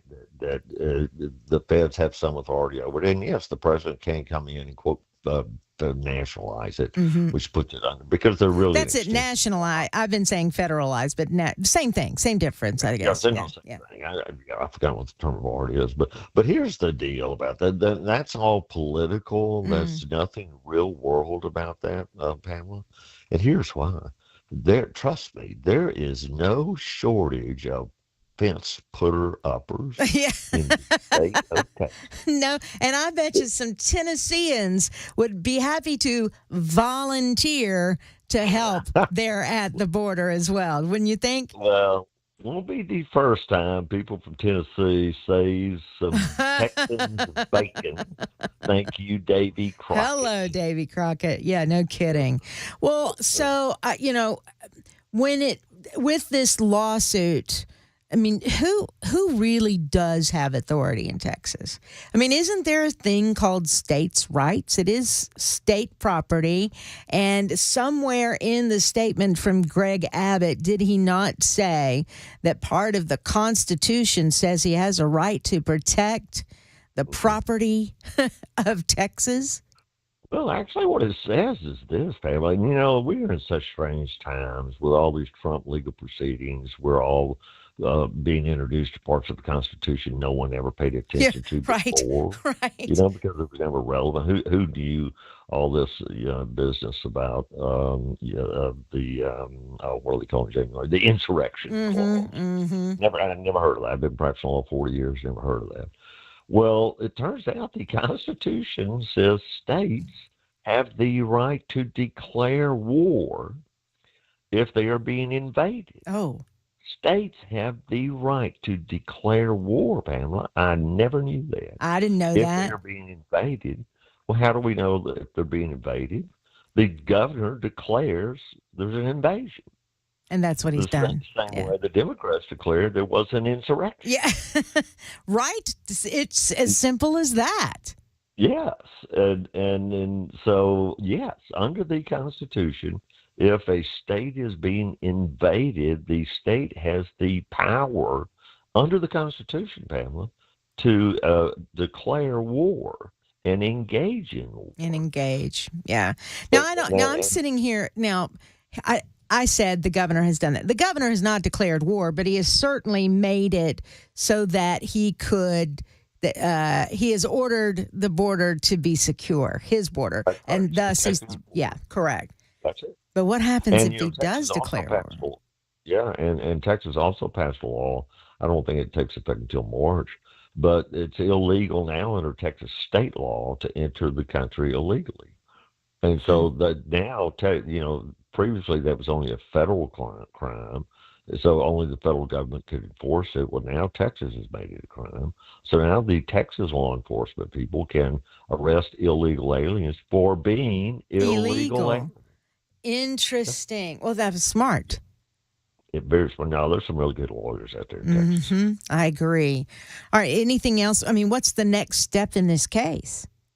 You know what? As I say, they've not even had a trial yet. Yeah. And so they're now it just goes back to and court, and they'll forth. go through, do what lawyers do. It drags on forever. Yeah. You know why legal proceedings take so long, Pamela? Why? We get paid by the hour.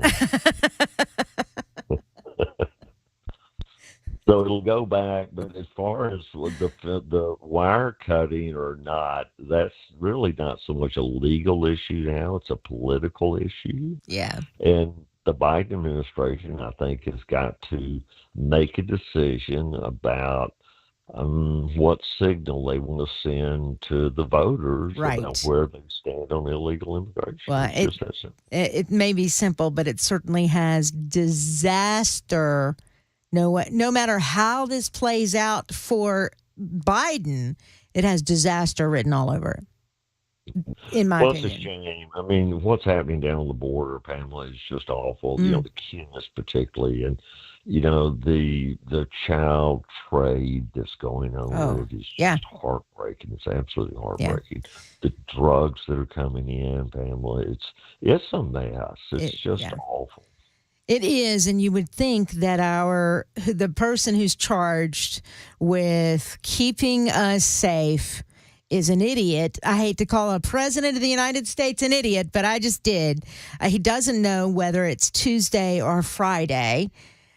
He doesn't know, what pants leg to put on first. All of those things. That's our commander in That's our commander in chief at this point. So, he's charged with protecting us. He's not keeping our borders safe.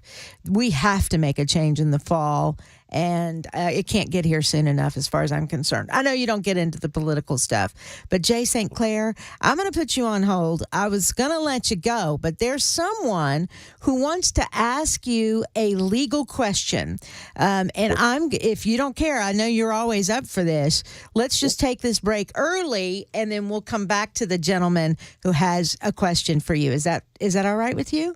Yes, ma'am. Absolutely. All right, perfect. Anything a ginger wants, a ginger gets. Remember that, Bell. It is 1:48. We'll be back in a moment on Super Talk 99.7 WTN on Friday.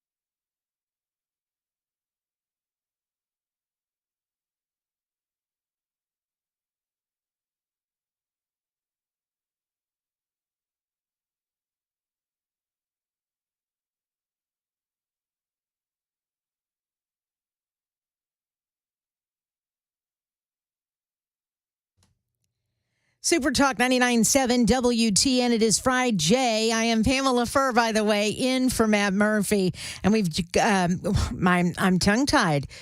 Speaking of Jay St. Clair, I get all tongue-tied, sir.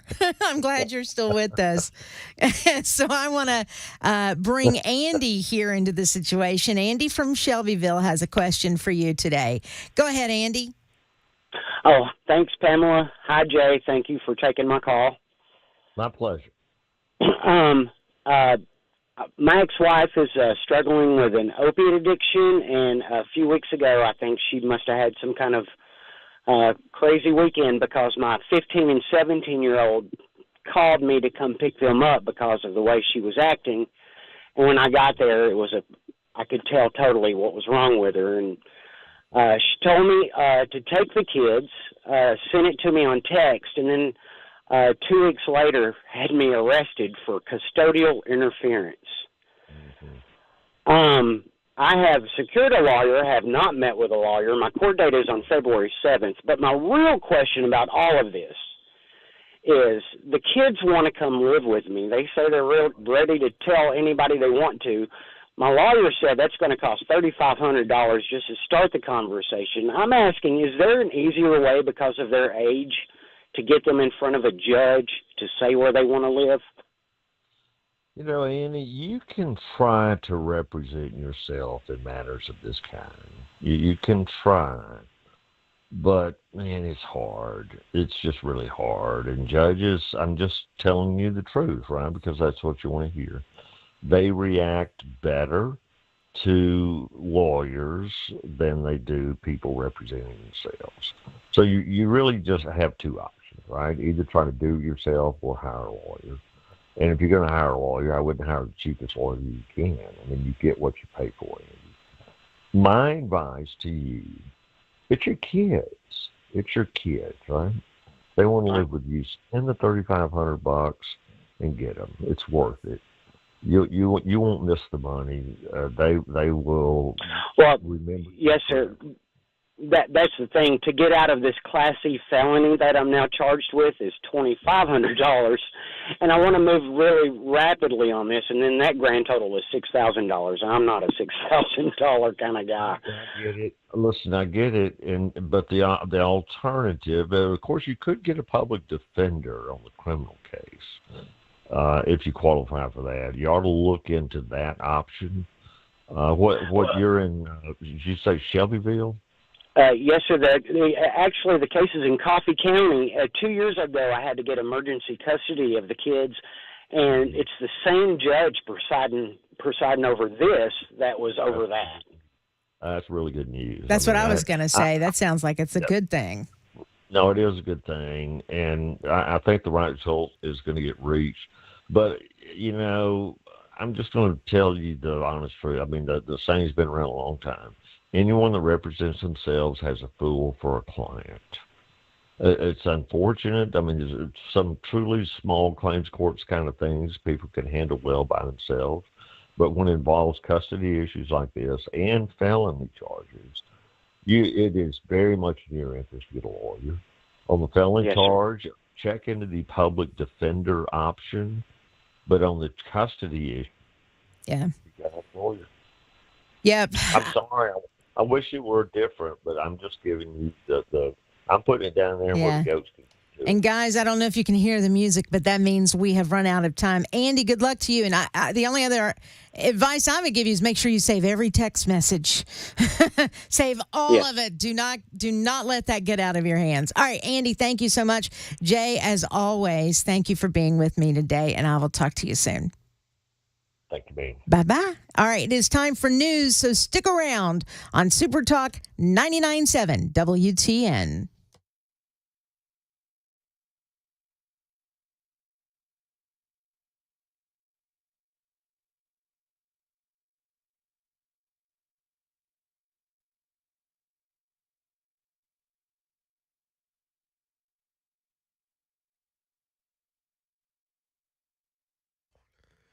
Two o'clock, I'm Mac Morey with your top stories. Currently 60 degrees in Nashville and showers expected through Sunday on and off this whole weekend. Got a flood advisory there in Hickman County. It's near the Duck River area at Centerville. We got a full forecast coming up in 2 minutes. The United Nations Agency for Palestinian Refugees has fired several staffers in Gaza who stand accused of taking part in the October 7th terror attack Hamas carried out on Israel. Shannon Crawford has U.S. response from the State Department. The State Department is freezing financial support for the UN agency that provides critical assistance to Palestinians in Gaza after Israel made serious allegations that a dozen aid workers took part in the October 7th terror attack. U.S. officials promising that the funding will only start again once the accusations have been thoroughly investigated and any UN employee found guilty is held accountable. And the push to reduce plastic bag use may be having the opposite effect in one state. Here's Derek Dennis. With states cracking down on plastic pollution and enacting laws to reduce or eliminate plastic bag use, you may wonder, is it working? New Jersey instituted a single-use plastic bag ban in 2022, but MarketResearch.com reports while the ban led to a 60% decrease in total bag volume, consumers switched to reusable plastic bags. The result, according to researchers, plastic consumption has tripled because many reusable bags are a non-woven polypropylene, a form of plastic which is not widely recyclable. And that is the latest news. Weather forecast up next. I'm Mac Morey, WTN News.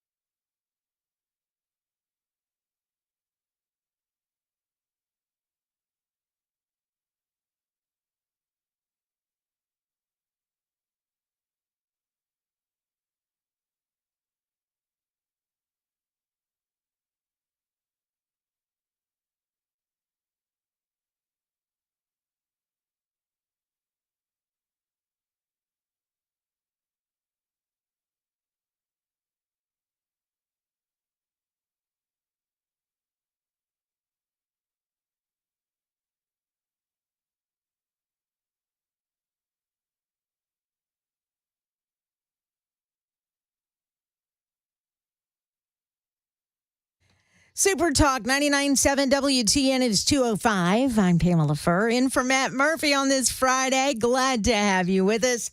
You know what? I'm seeing some sun peeking out of those clouds just a tad, and that makes a ginger very happy. Woo! And I see back there, Mac Maury is there. Hello, Mac. When the moon hits your eye like a big pizza pie, that's Mac Maury. All right. God. Good to see you, my friend. See you too. It's been since the ice, right? Yeah, it has. It's that dreaded ice. The dreaded snow and ice. I'm glad it's not here anymore. And I know your podcast is doing well, yes? Heck yes. All Thank you so much. Yeah. Good to know. What's the name of it? Where can people find it? Behind the Box Score. You can find it wherever you get your podcast. Now Belle's going to yell at me. Yeah, honestly, I'm going to stop yelling at you, and I'm just going to come back there with a stick and start beating you. Beating him? Don't do that I'm to trying Mac. to teach his kids some marketing techniques, and he's just like, no, I'm going to ignore you. Well, anyway, you can find his podcast. It's about sports. He knows a lot about sports. And what else do you know a lot about? Is that it? Is that all you talk about? That's pretty much it. Yeah, I'm about an inch wide and a mile deep. That's about it. Hey, look, I'm a Kansas City Chiefs fan now because none of my teams are anywhere near the championship game. So I'll be a Chief fan. Why not? Why not? All right. Good deal. All right. Thank you, Mac. And of course, his news coming back at 2:30. Now, let me introduce to you. Well, let me just try to get the music right here. A friend of mine. Not special on the radio. Not that long ago. So it seems. Yeah. You had your new Chuck Taylors all laced up tight. Good times in black and white. Yeah, just like your dreams. This is Reggie Ham, by the way. Just another white boy raised on Wonder Bread. Big thoughts running through your head.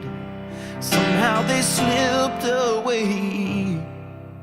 Starlight, starlight. Can you take me back home? Take me back home tonight. I said starlight, starlight. Can you take me back home? Take me back home tonight, yeah. That is Reggie Ham, a friend of this radio station, a friend of Phil Valentine, and he will be with us on right now, actually. Hi, Reggie Ham. How are you? I couldn't figure out, are we on at 2:05 or 2:35? Are you even on today? I couldn't remember any of it. I'm here. Can you hear me? I can hear you. I'm so glad that you're here. And I'm glad that you seem to be doing very, very well. I know I've talked to you on the air since Phil died, but if people don't know, you and Phil were friends for quite some time, and you actually sang at his celebration of life service.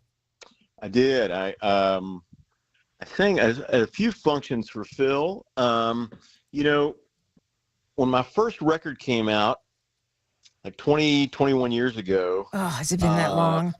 I know. There was a song on it called Infidels, and somehow Phil got a copy of that. I know I sent him a copy, but I don't know if that's the one that got him. I don't know. You know, several people have said they're the ones who sent it, and so I really honestly don't know. You may have very well been the person, but anyway, he was bombarded with it. Yeah, he was bombarded with it. You know, it might have been that several people sent it, and he just thought, well, if 3 people or 4 people or whatever.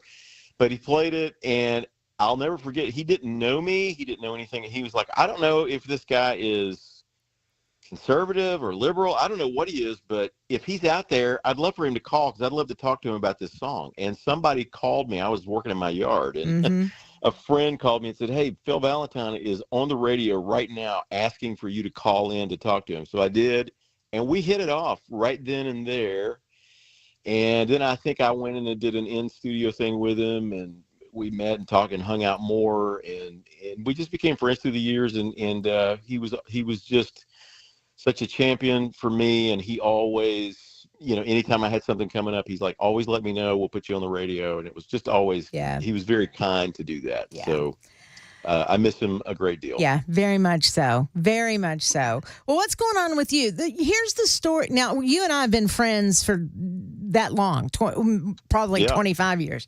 And you and I met at a mutual friend's house who was going through like cancer treatments. And so we were there visiting, had not met you, but you and I hit it off. Somehow or another started talking, I wouldn't say politics, but more about 9/11 and how vulnerable we all still are. And that was 20 some odd years ago, even then. And so I just hit it off. Loved your music before I even met you. And then we've done podcasts together and we've been on radio shows together. So I'm glad you're here. But one of the stories for me that is most significant is your life change, if you will. And I'd love for you to share that story, if you don't mind, of what happened to you in 2020 and with COVID and all of that, and how it actually changed your life for the better. Yeah, well, you and I went through that together, or at least in parallel ways. But I got COVID at the very end of 2020. It was like 5 days before Christmas is when I got diagnosed. But I had already had it. Apparently, they said I'd already had it for a few days. I went to the doctor when I got the diagnosis. I asked, is there anything you can give me? Any kind of, because I had a really bad cough. Can you even give me any cough syrup?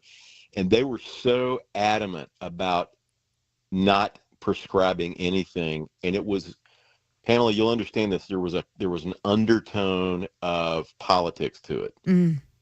And I was like, so is there anything I can, and before I even got it out of my mouth, she said, no, there is no treatment for this virus.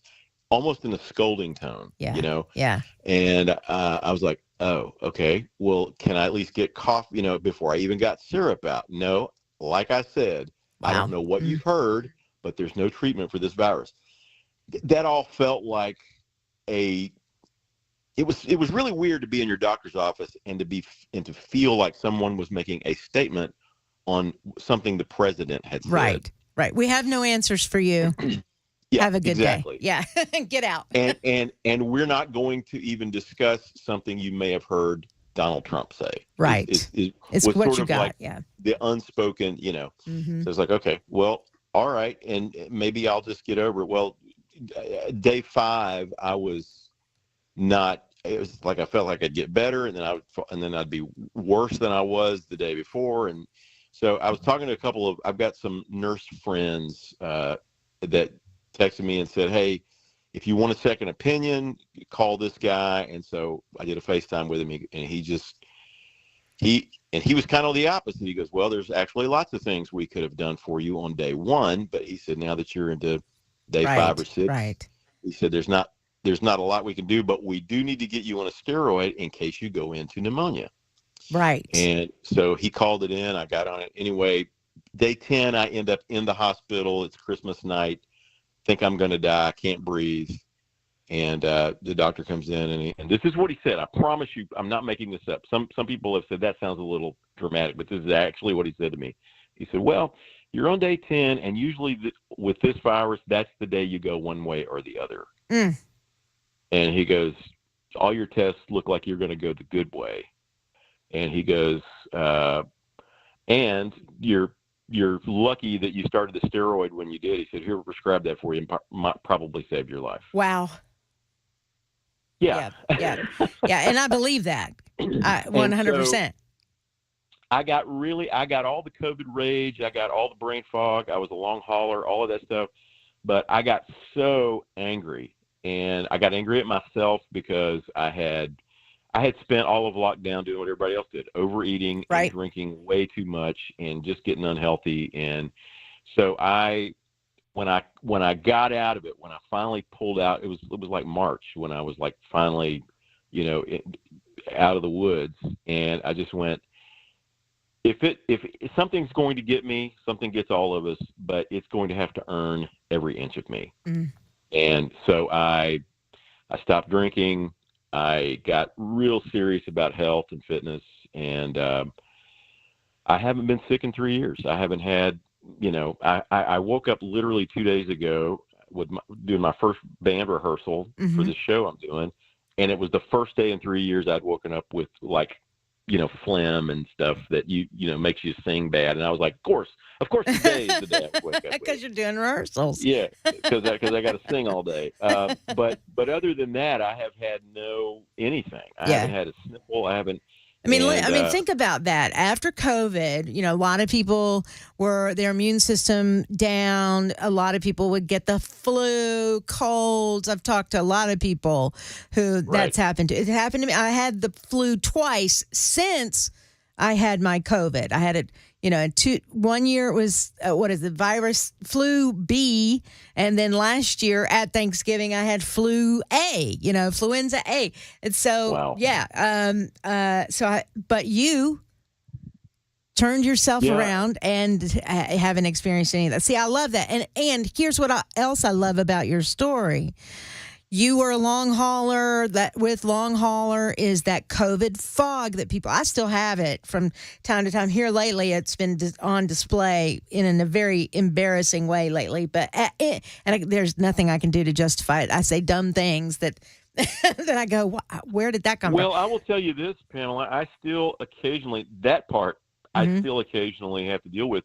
Today, I was trying to think of the word protocol, and not for the life of me could I think of the word protocol. And that's not, I write a blog and I work with words that's what I do for a living. Most of the time I have my vocabulary is right there at my fingertips. But since COVID, I've had the same issues. Here, I'll tell you what I've done. So mine here lately has been just the complete wrong. I said to someone today, and this may mean nothing to you, but Randy McNally is not running again for office. When I know he is running, but I'm foggy about it. It's, wait, where did that come from? And I've said the guard is unarmed at the border, and that's simply not true. And I know it's not, but that's what was in my. So I'm dealing with that. It's all still part of that COVID fog. But how can what's embarrassing is that you can't say, I'm sorry, it's COVID fog. When it was 3 years ago, no one's going to believe me. Well, all I can tell you is from my own experience, there is still some lingering stuff that I did not have prior. Yeah. And some of it is that, my wife and I had a real heated argument about a vacation we took. And she's like, honey, it wasn't the normal thing. She's like, you literally are just remembering this wrong.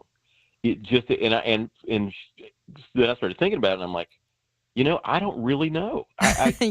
When I actually sit down and think about it, I may be making up some things, to fill in the gaps, but there are a lot of gaps. And it seemed real, but maybe, when you really dig, you're like, oh my gosh, where did that come from? Well, so it's either that or my wife is gaslighting me and trying to murder me. So. Well, Yolanda. No, I'm teasing. But here's what I have loved. But you've gotten healthy, and maybe there is some moments of COVID fog, but it cleared your brain on the creative side. And as you have said many times with your blogs and what have you, that you've written things that even surprised you. Didn't know you still had it, I guess. And you've written a whole entire new record that I love. The songs are amazing. The one that I love the most is Let It Go. But that's what happens when you get all the toxins out of your body and allow that creative brain to thrive. You're feeding your brain with good things. Yeah, I think that's right. I think the biggest thing for me, it was the drinking. I was a pretty prolific drinker for 28 years. And it's one of the reasons why I loved you. Well, I'm joking. I made lots of friends, Pamela. Yeah, made lots of friends. I was one of those lovey guys. The more I drank, the more I loved everybody. Yeah. But this last record that I put out, the one you're referring to, came out last year, and it was the first record I've made in my adult life completely sober. Wow. And I could so tell the difference. I mean, I can't even go into the ways. I wasn't getting ear fatigue, which I normally do. I didn't have one day where I was like fatigued to listen. I maintained this kind of high level of creativity. it really was, it's not just the drinking, but everything. You know what I'm doing, and you know what my protocol is. I was able to say at that time what my protocol is. You did. Bravo. But all of it, I think, kind of together has, led to just a second life. I mean, listen, I'm 56 years old, and this should be when you're starting to wind it down. I feel more creative now than I did when we met 20 years ago. And you were on a high from like the song Babies and some other things going on in your life at that point. So that to me is amazing.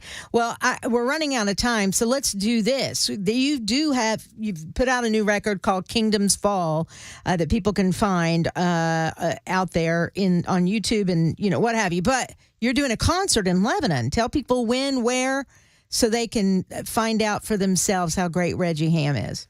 Well, yes. Thank you. First of all, thanks for having me on. Sure. This will be my first band show in 20 years. I've worked just solo, just me and the piano for 20 years. We decided let's put the band together and do, a big band show. So it's at the Capitol Theater in Lebanon, Tennessee on February 23rd. That's a Friday night. Awesome. You can go to eventbrite.com, eventbrite.com/Reggie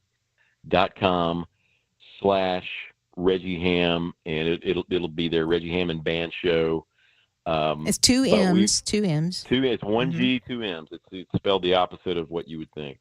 And you can get tickets. That's the only place you can get tickets. You can't get them at the box office. The Capitol Theater doesn't do that, oddly enough.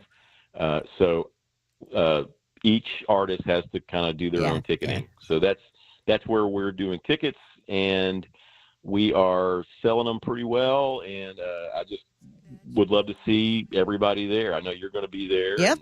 We're going to have a great time. We're going to have a great time. All right. The band is stellar. Excellent. Oh, you only hire the best people, so I love it. All right, Reggie Ham, thank you so much for being with us. We've run out of time, but go get your tickets. Join us all there on February the 23rd at the Capitol Theater in Lebanon, Tennessee. Reggie Ham, ladies and gentlemen, we will talk soon. Talk soon. Bye-bye. Well, turn 'em loose from your weary head. All right, it is 2:22. I am Pamela Furr, in for Matt Murphy on Super Talk 99.7 WTN.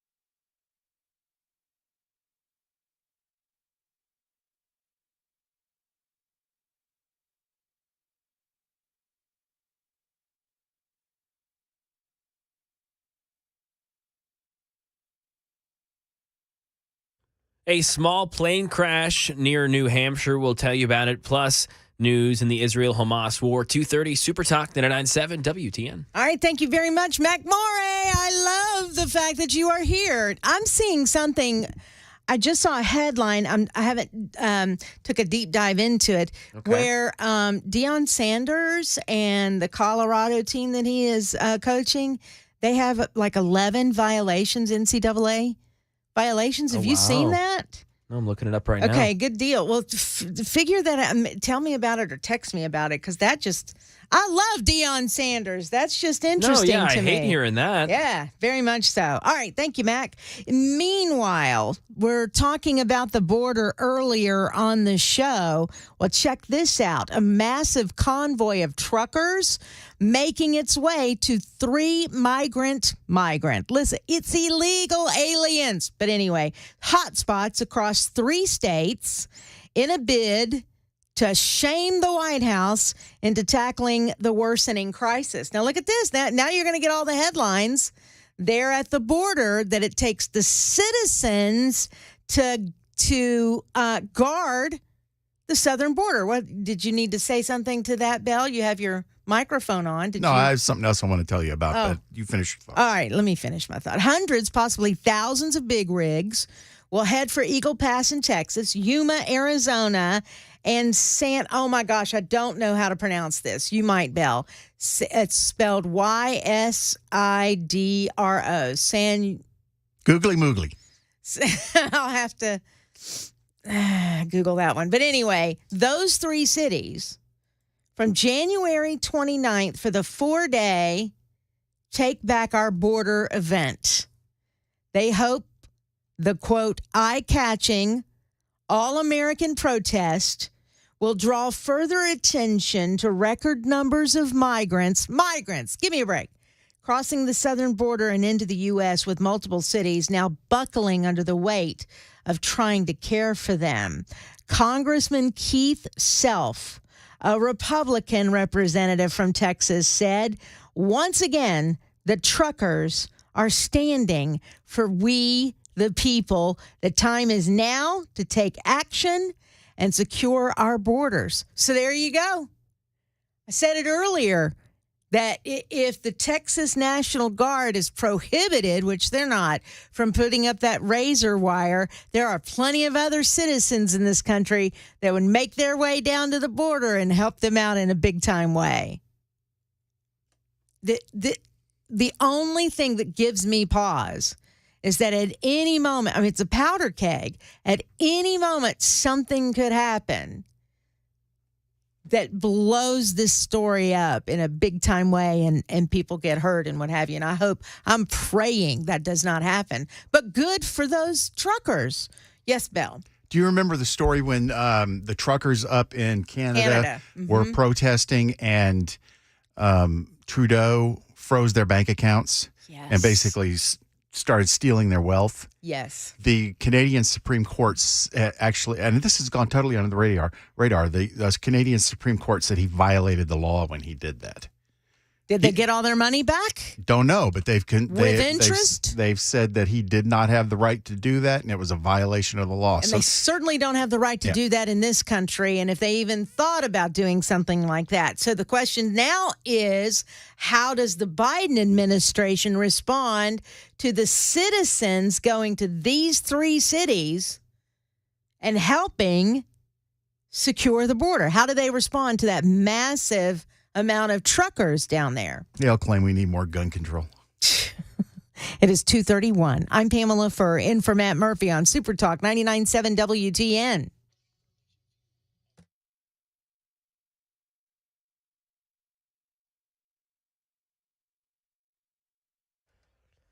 "31 minutes after the hour of 2 o'clock, I'm Mac Morey with your top story. 60 degrees and cloudy, rainy in Nashville. A little bit of sun peeking out there, and we'll see how long it lasts before the clouds cover it up yet again. Expecting showers on and off through the weekend. We got a weather forecast on the way in 2 minutes.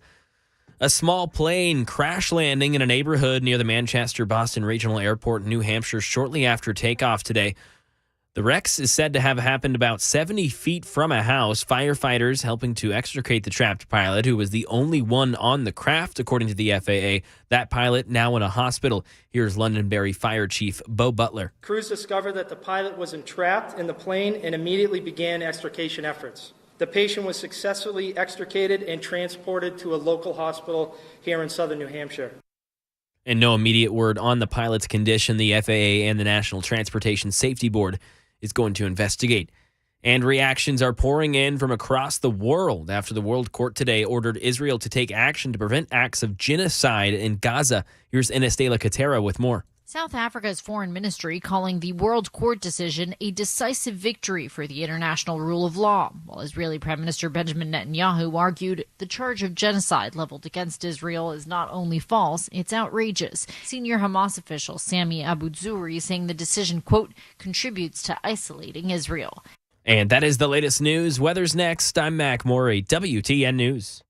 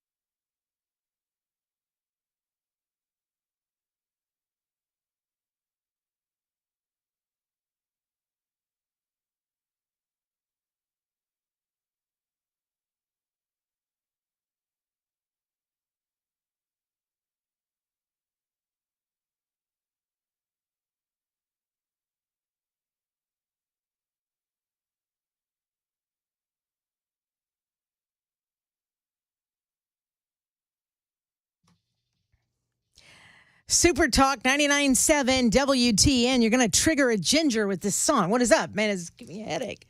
Teasing. What? I've been reading your super text messages, and there are way too many of you laughing at the ginger jokes coming from producer Bell today. What do they call you, Headless Bell? Is that no jokes going on. We're just talking facts and biological you truths. Jokester, you. All right, so and biological what? Truths. Okay, whatever. But remember, you've triggered a ginger. That's all I'm going to say. Now, we're talking about the Take Our Border Back multi-day trucker convoy.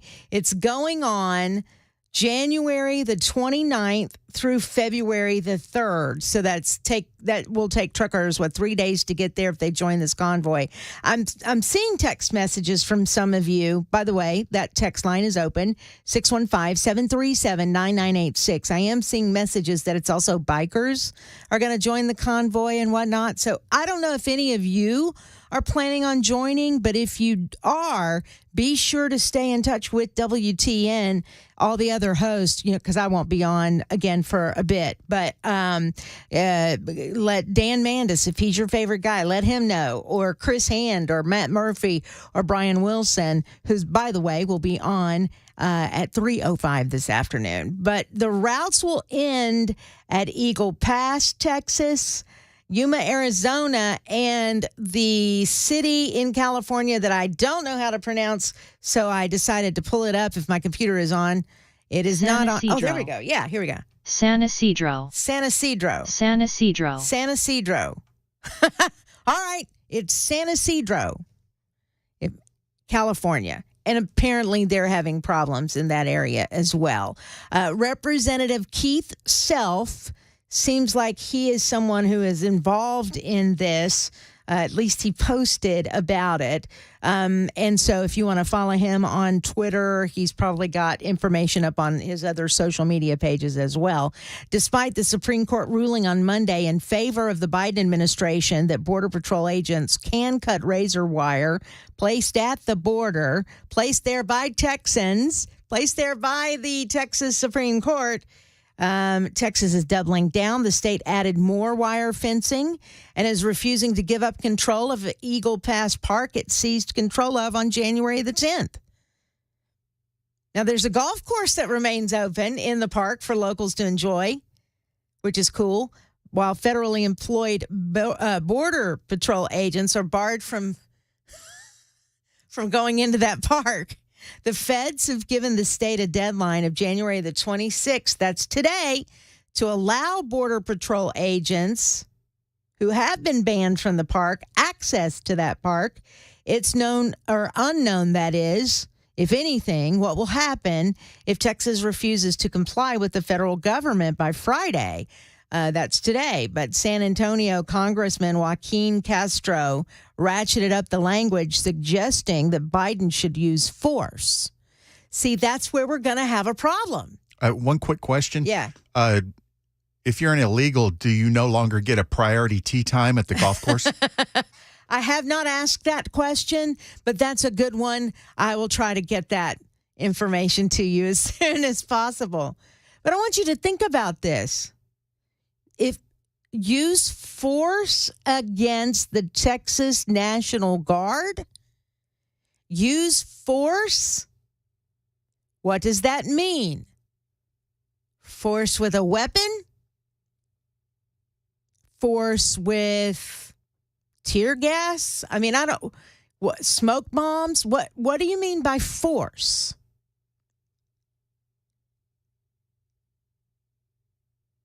Governor Greg Abbott, this is a quote from Congressman Joaquin Castro. Governor Greg Abbott is using the Texas National Guard to obstruct and create chaos at the border. No, the absolute opposite.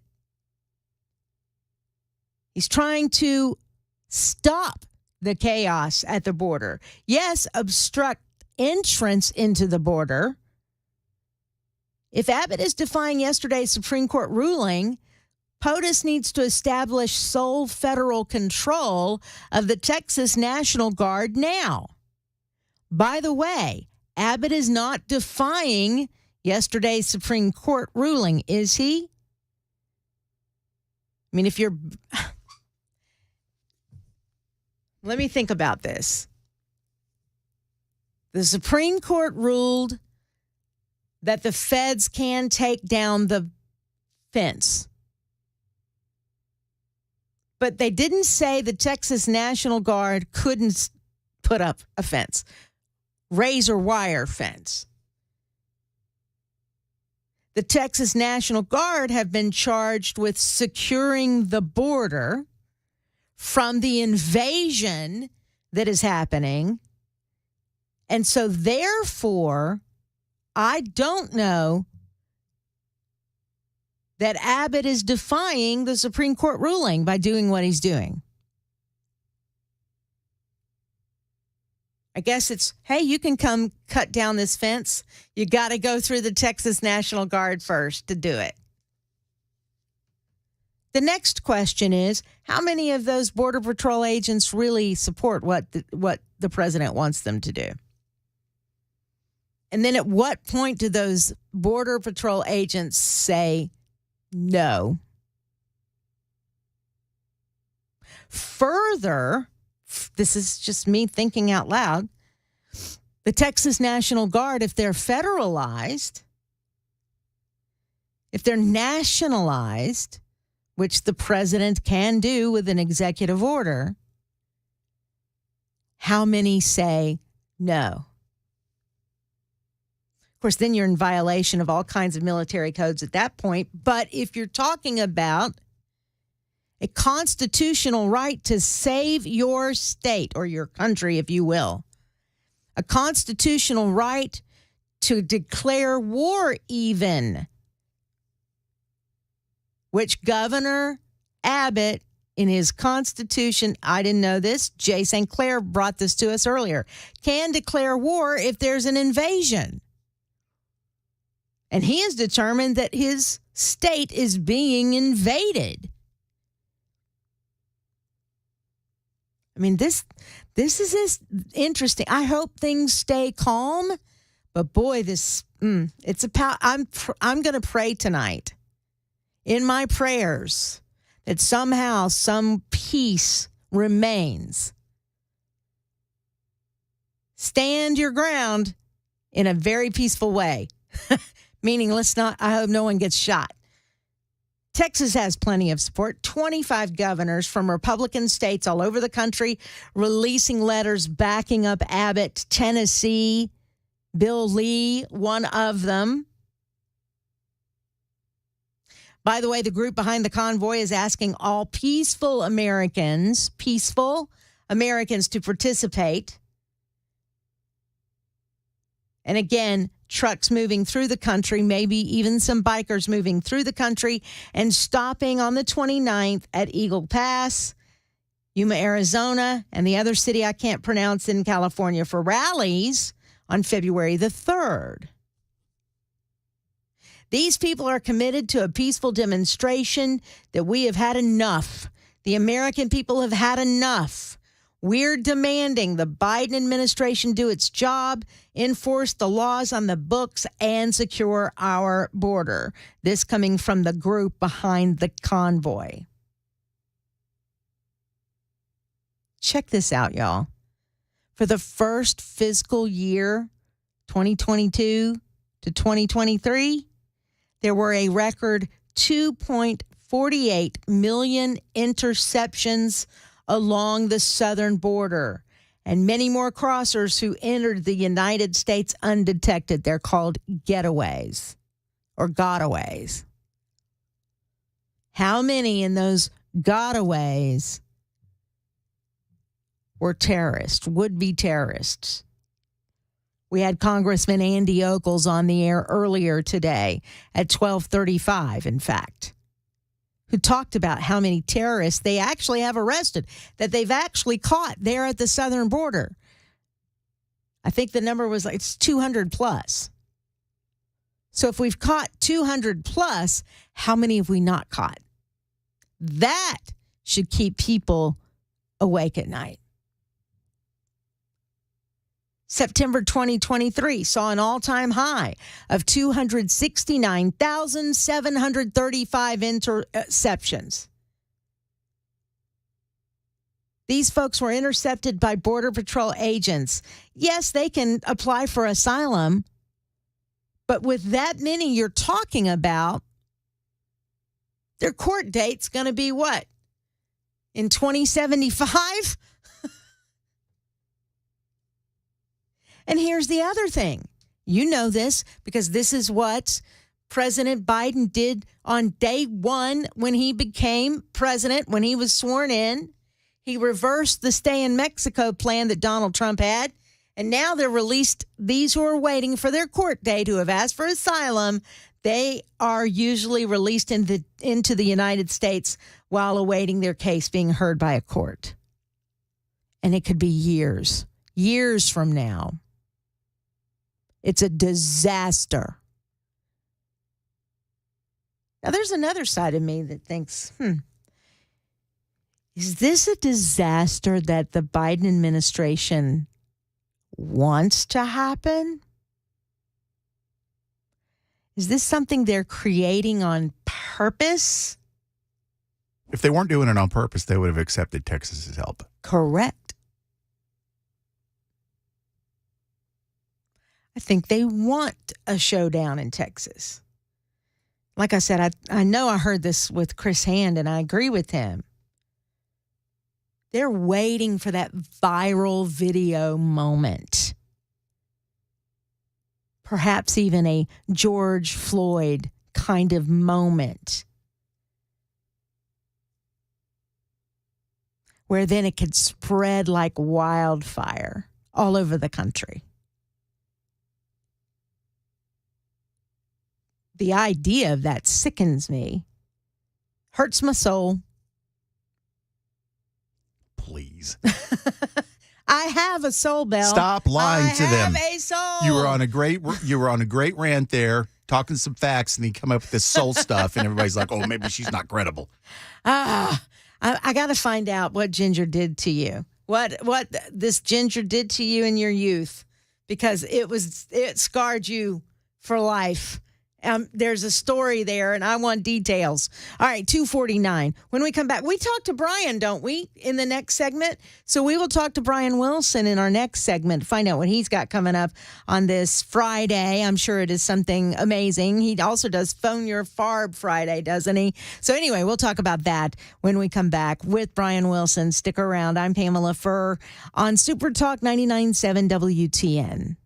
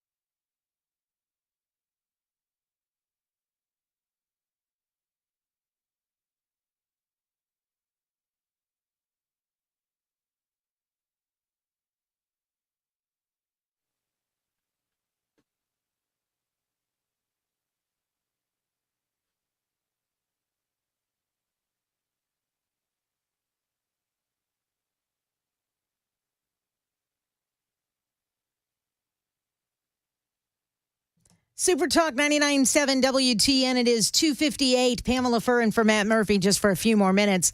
And we've got Brian Wilson, right? Yeah. Hey, it's the redheaded stranger. How are you? I love that nickname. I think it's better than Dollar Store Reba. Well, it's good to hear your voice again. Thank you. And it's been a while since we've chatted. We need to catch up. We do indeed. You know, I've had surgery, like major. I know. Major. All right. Well, listen, I'm hoping that's all going well for you. It is indeed. Well, what do you have coming up on the show? Have you heard about this truckers convoy headed to Texas? No, but I will get into. I'll look into it. I'll tell you what I am really focused on though is the border standoff. Well, that's what this is. They're going to help with those folks. Anyway, go ahead. Well, Yeah. there you go. Okay, Yeah. I'll definitely send me what you got on Yeah, that because I will. I have not seen that story. But I'm telling you, this thing down in Eagle Pass, this standoff that is developing between the state of Texas and the federal government. This is huge. Yeah. This is big And could get worse. And there, there's no. I mean, are we talking about something like Lincoln went through? Right. Are we going to have that kind of standoff? Right. Where we have a state defying the federal authorities? And listen, 25 Republican governors have sided with Governor Abbott. And as I look at this thing, I mean, I've been talking about this thing forever, and it's been almost a daily issue on my show for as long as I can remember. But I'm telling you, what I'm seeing right now, the antes have been upped. And it's going to be very interesting to see how this gets resolved.